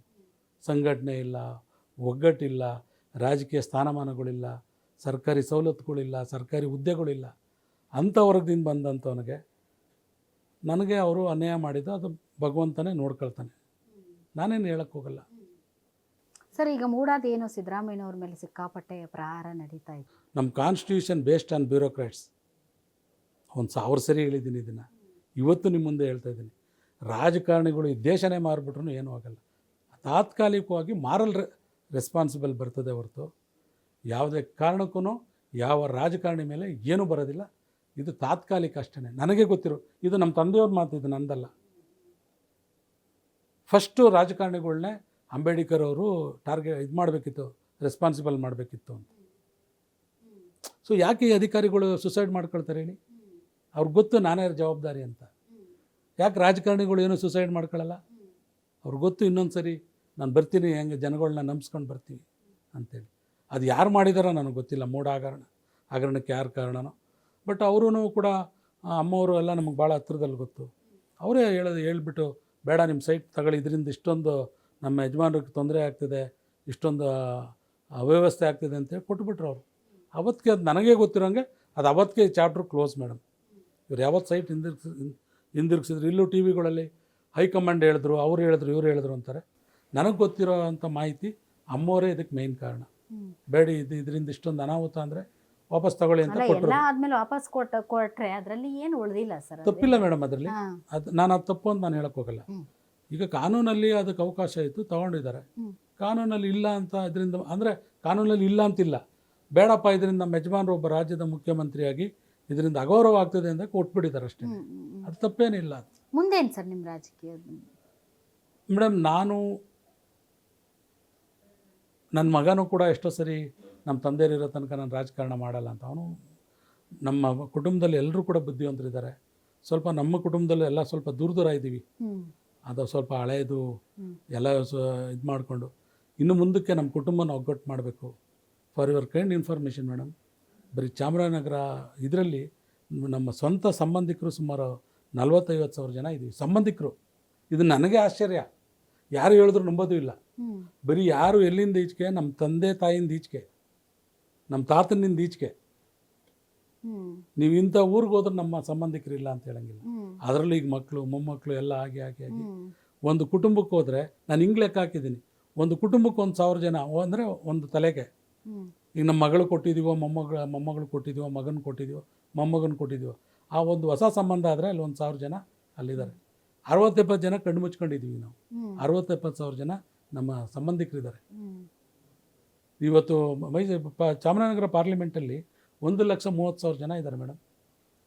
ಲೆಕ್ಕ ಹಾಕೊಳ್ಳಿ, ಅರ್ಧಕ್ಕರ್ಧ ನನ್ನ ಸಂಬಂಧಿಕರಿದ್ದಾರೆ. ಸೊ ನೆಕ್ಸ್ಟ್ ಏನು ಪಾರ್ಲಿಮೆಂಟ್ ಟಿಕೆಟ್ ಕೇಳ್ತೀವಿ? ಇಲ್ಲ ಮೇಡಮ್, ಅದೆಲ್ಲ ಆಗಲ್ಲ. ಯಾಕೆ ಅಂತ ಹೇಳಿದ್ರೆ ಇವತ್ತಿನ ಚುನಾವಣೆಗಳು ನಾವು ನಮ್ಮ ಪಕ್ಷದವ್ರನ್ನೂ ಸಂಭಾಳಿಸಿ ವಿರೋಧ ಪಕ್ಷದವ್ರನ್ನೂ ಸಂಭಾಳಿಸೋ ಮಟ್ಟಕ್ಕಿದ್ರೆ ಮಾತ್ರ ಎಲೆಕ್ಷನ್ ಪಾಲಿಟಿಕ್ಸ್ ಮೇಡಮ್. ಅವ್ರನ್ನೂ ಕೊಂಡ್ಕೋಬೇಕು ನಾವು, ಅದರ್ವೈಸ್ ನಾವು ಚುನಾವಣೆ ಗೆಲ್ಲಕ್ಕಾಗಲ್ಲ. ಇದನ್ನು ನಾನು ಹೇಳೋಕ್ಕೆ ಯಾರಿಗೂ ಅನ್ಯತಾ ಭಾವಿಸಬಾರ್ದು. ಇದು ನನ್ನ ಒಂದು ವರ್ಗಕ್ಕೆ ಒಂದು ಸಂದೇಶ, ನನ್ನ ಕುಟುಂಬಕ್ಕೆ ಒಂದು ಸಂದೇಶ ಕೊಡೋದಕ್ಕೆ ಹೇಳ್ತಾ ಇದ್ದೀನಿ. ರಾಜಕೀಯ ವ್ಯವಸ್ಥೆ ಏನಿದೆ ಅನ್ನೋದಕ್ಕೆ ನಾನು ಈ ಮಾತು ಹೇಳ್ತಾ ಇದ್ದೀನಿ. ಬರೀ ನಮ್ಮ ಕಾಂಗ್ರೆಸ್ನವ್ರಿಗೆ ಕೊಂಡ್ಕೊಂಬಿಟ್ಟು ನಾವು ಮಾಡೋಕ್ಕಾಗಲ್ಲ. ನಾನು ಫಸ್ಟ್ ಟೈಮ್ ಎಲೆಕ್ಟ್ ಆದಾಗ ಮೇಡಮ್ 1900 ಓಟ ಎಷ್ಟೇ ಇದ್ದಿದ್ದು ಕಾಂಗ್ರೆಸ್ ಓಟು, ನನಗೆ 3600 ಓಟ್ ಬಂತು. First preference, not total oats. So ಪಕ್ಷ ಅಲ್ಲ, ಬೇರೆಯವ್ರನ್ನೂ ಕೂಡ ಹ್ಯಾಂಡಲ್ ಮಾಡಬೇಕು. ನಾನು ಆ ಲೆಕ್ಕದಲ್ಲಿ ಹೇಳ್ತಾ ಇದ್ದೀನಿ. 3600ರಲ್ಲಿ ಅರ್ಧಕ್ಕಿಂತ ಮೇಲ್ಪಟ್ಟು ನಮ್ಗೆ ಓಟ್ ಬಂತು ಅಂತಂದ್ರೆ ನಾವು ವಾಟ್ ನೆಕ್ಸ್ಟ್ ಸರ್? ಏನ್ ಸರ್ ಮುಂದಕ್ಕೇನು ರಾಜಕೀಯವಾಗಿ ನೀವು? ಇಲ್ಲ ಮೇಡಮ್, ನಾನು ಕಾಂಗ್ರೆಸ್ ಪಕ್ಷನ ನಂಬಿದ್ದೀನಿ, ಅಥವಾ ಪಕ್ಷ ನನ್ನನ್ನು ನಂಬಿದೆ. ನನಗೆ ಕಾಂಗ್ರೆಸ್ ಬಗ್ಗೆ ಭರವಸೆ ಇದೆ ಮೇಡಮ್. ನಾನು ಮೊನ್ನೆ ಒಂದು ಪಾರ್ಲಿಮೆಂಟ್ ಎಲೆಕ್ಷನ್ ಟೈಮಲ್ಲಿ ಡೆಲ್ಲಿಗೆ ಹೋಗಿದ್ದೆ. ನಮ್ಮನ್ನೆಲ್ಲ ಕೂರಿಸ್ಕೊಂಡು ಹೇಳ್ತಾ ಇದ್ದಾರೆ ಲೀಡರ್ಸ್ ಎಲ್ಲ, ಏನಂತ, this time you are going to form the government, central government ಅಂತ ಹೇಳ್ತಾ ಇದ್ದಾರೆ. 60-70 ಸೀಟ್ ಬಂದು ನಾವು ವಿರೋಧ ಪಕ್ಷದ ನಾಯಕರಾದರೂ ಸಾಕು ಅಂತ ನಾನು ಯೋಚನೆ ಮಾಡ್ತಾಯಿದ್ದೀನಿ. ಏನಾಯ್ತು ಮೇಡಮ್, ಎಲ್ಲ 234 ಸೀಟ್ ಕೊಟ್ಬಿಟ್ರೆ ದೇಶದ ಜನ ನನಗೆ. ಯಾಕಂದ್ರೆ ನಮ್ಮ ಪೊಲಿಟಿಕಲ್ ಎಕ್ಸ್ಪೀರಿಯೆನ್ಸಲ್ಲಿ ನಾನು ಈ ಥರ ಯೋಚನೆ ಮಾಡ್ತಾಯಿದ್ರೆ ಲೀಡರ್ಸ್ ಎಲ್ಲ ಗೌರ್ಮೆಂಟ್ಗೆ ನಮ್ಮದೇ ಫಾರ್ಮ್ ಆಗ್ತದೆ ಅಂತ ಅಷ್ಟು ಕಾನ್ಫಿಡೆಂಟಾಗಿ. ಈಗ ನೆನ್ನೆನೂ ಡಿ ಕೆ ಶಿವಕುಮಾರ್ ಸಾಹೇಬರು ಅದನ್ನೇ ಹೇಳಿದ್ರು, ನಮ್ಮ ರಾಜ್ಯದಲ್ಲಿ ಇನ್ನೊಂದು 10 ಸೀಟ್ ಕೊಟ್ಟಿದ್ರೆ ನಮ್ಮ ಸರ್ಕಾರ ಬಂದ್ಬಿಡೋದ್ರಿ, ಇಲ್ಲಿ ಕೇಂದ್ರದಲ್ಲಿ ನಮ್ಮ ಸರ್ಕಾರ. ಸೊ ಹಾಗಾಗಿ ನಾವು ಸರ್ಕಾರ ಬಂದರೆ ನಮಗೆ ಅವಕಾಶ ಆಗ್ತದೆ. ಸೊ ಹಾಗಾಗಿ ಪಕ್ಷ ಏನು ಕೊಡಲಿ ಬಿಡಲಿ, ನನ್ನ ಪಕ್ಷದ ರಿಷಫಲ್ ಆಗತ್ತಂತಲ್ಲ ಸರ್? ಇಲ್ಲ, ನಾನೇನು ಶಾಸಕನೇ ಇಲ್ಲಲ್ಲ ಮೇಡಮ್. ಅದರಲ್ಲೂ ನನಗೆ ಒಂದು ಕುರುಡು ಆಸೆ ಇದೆ. ಈಗ ಬೋಸರಾಜ್ ಅವರು ಎಲ್ಲಾಗಿದ್ದರು, ಅವ್ರು ಮಾಡಿ MLC ಮಾಡ್ಕೊಂಡ್ರು. ಹಿಂದೆ ನಮ್ಮಲ್ಲಿ ಇವರೊಬ್ಬರು ಆಗಿದ್ದರು, ಜನತಾ ಪಕ್ಷದಲ್ಲೂ ಹೆಗಡೆಯವ್ರು ಹಂಗೆ ಮಾಡಿದ್ರು. ಅವ್ರನ್ನ ನಮ್ಮ ಜೊತೆಲೇ MLC ಆಗಿದ್ದರು, ನಮ್ಮ ಕಮ್ಯುನಿಟಿಯವ್ರೆ. ಅವರು ಕೂಡ ಮಿನಿಸ್ಟ್ರು ಮಾಡಿಕೊಂಡು ಇದಕ್ಕೆ ಅಬಕಾರಿ ಮಂತ್ರಿ ಮಾಡೇ ಆಮೇಲೆ MLC ಮಾಡಿದ್ರು. ನನಗೆ ಪಕ್ಷದ ಮೇಲೆ ನಂಬಿಕೆ ಇದೆ. ಅವ್ರು ಮಾಡಿದ್ರೂ ಸಂತೋಷ, ಮಾಡದೇ ಇದ್ರೂ I am for the party madam. ಜನರು ಮತ್ತು ತಮ್ಮ ಸಮುದಾಯದ ಜನ ಯಾರು ಇವತ್ತು ಈ ಕಾರ್ಯಕ್ರಮವನ್ನು ನೋಡ್ತಾ ಇದ್ದಾರೆ, ಅವರ ಬಯಕೆ ಅಥವಾ ಅವರ ಹಂಬಲ ಏನಿರ್ಬೋದು ಅಂತಂದರೆ ಸರ್, ಈ ಸರ್ಕಾರ ಏನಿದೆ ಕಾಂಗ್ರೆಸ್ ಸರ್ಕಾರ ಡೆಫಿನೆಟ್ಲಿ ಅದು ಜಾತಿ ಸಮುದಾಯಗಳ ಓಟಿಂದನೇ ಪ್ರಬಲವಾಗಿದೆ ಸರ್. ನೀವು ಯಾವ ಜಾತಿ ಸಮುದಾಯಗಳನ್ನ ಬಿಟ್ಟರು ಈ ಜಾತಿ ಸಮುದಾಯದ ಜನ ಯಾವತ್ತೂ ಕಾಂಗ್ರೆಸ್ಸನ್ನು ಬಿಟ್ಟಿಲ್ಲ ಟಿಲ್ ನಾವು. ಆದರೆ ಆ ಜಾತಿ ಸಮುದಾಯಕ್ಕೆ ಅನ್ಯಾಯವಾಗದೇ ಇರೋ ರೀತಿಯಲ್ಲಿ ಈ ಸರ್ಕಾರ ನಡ್ಕೊಳ್ಬೇಕು, ಆ ನಿಟ್ಟಿನಲ್ಲಿ ನೀವು ಕೂಡ ಫೈಟ್ ಮಾಡಬೇಕು ಅನ್ನೋದು ಸಮುದಾಯದ ಜನರ ಆಗ್ರಹ. ಆ ಥರ ನೀವು ನಡ್ಕೋತೀರಿ ಅಂತ ನಾನು ಇಲ್ಲ ಮೇಡಮ್, ನಾನು ಮೇನಾಗಿ ಹೇಳ್ಬಿಡ್ತೀನಿ ಕೇಳಿ. ಮತದಾರನಿಗೂ ಕೂಡ ರಾಜಕೀಯ ಪಕ್ಷಗಳು ಮ್ಯಾನಿಫೆಸ್ಟೋ ಕೊಡ್ತಾರೆ ನೋಡಿ, ಮ್ಯಾನಿಫೆಸ್ಟೋದಲ್ಲೇ ಗೊತ್ತಾಗ್ಬಿಡ್ತದೆ ಇವ್ರು ಯಾರು ಪರ ಇದ್ದಾರೆ ಅಂತ.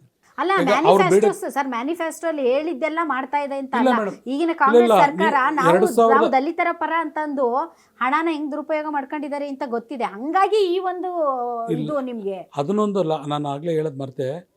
SCP TSP ಇದು ಮಾಡಿದಾಗ ನಾನು ಹೊಸ್ದಾಗಿ ನಾನು MLC ಆದೆ ಮೇಡಮ್.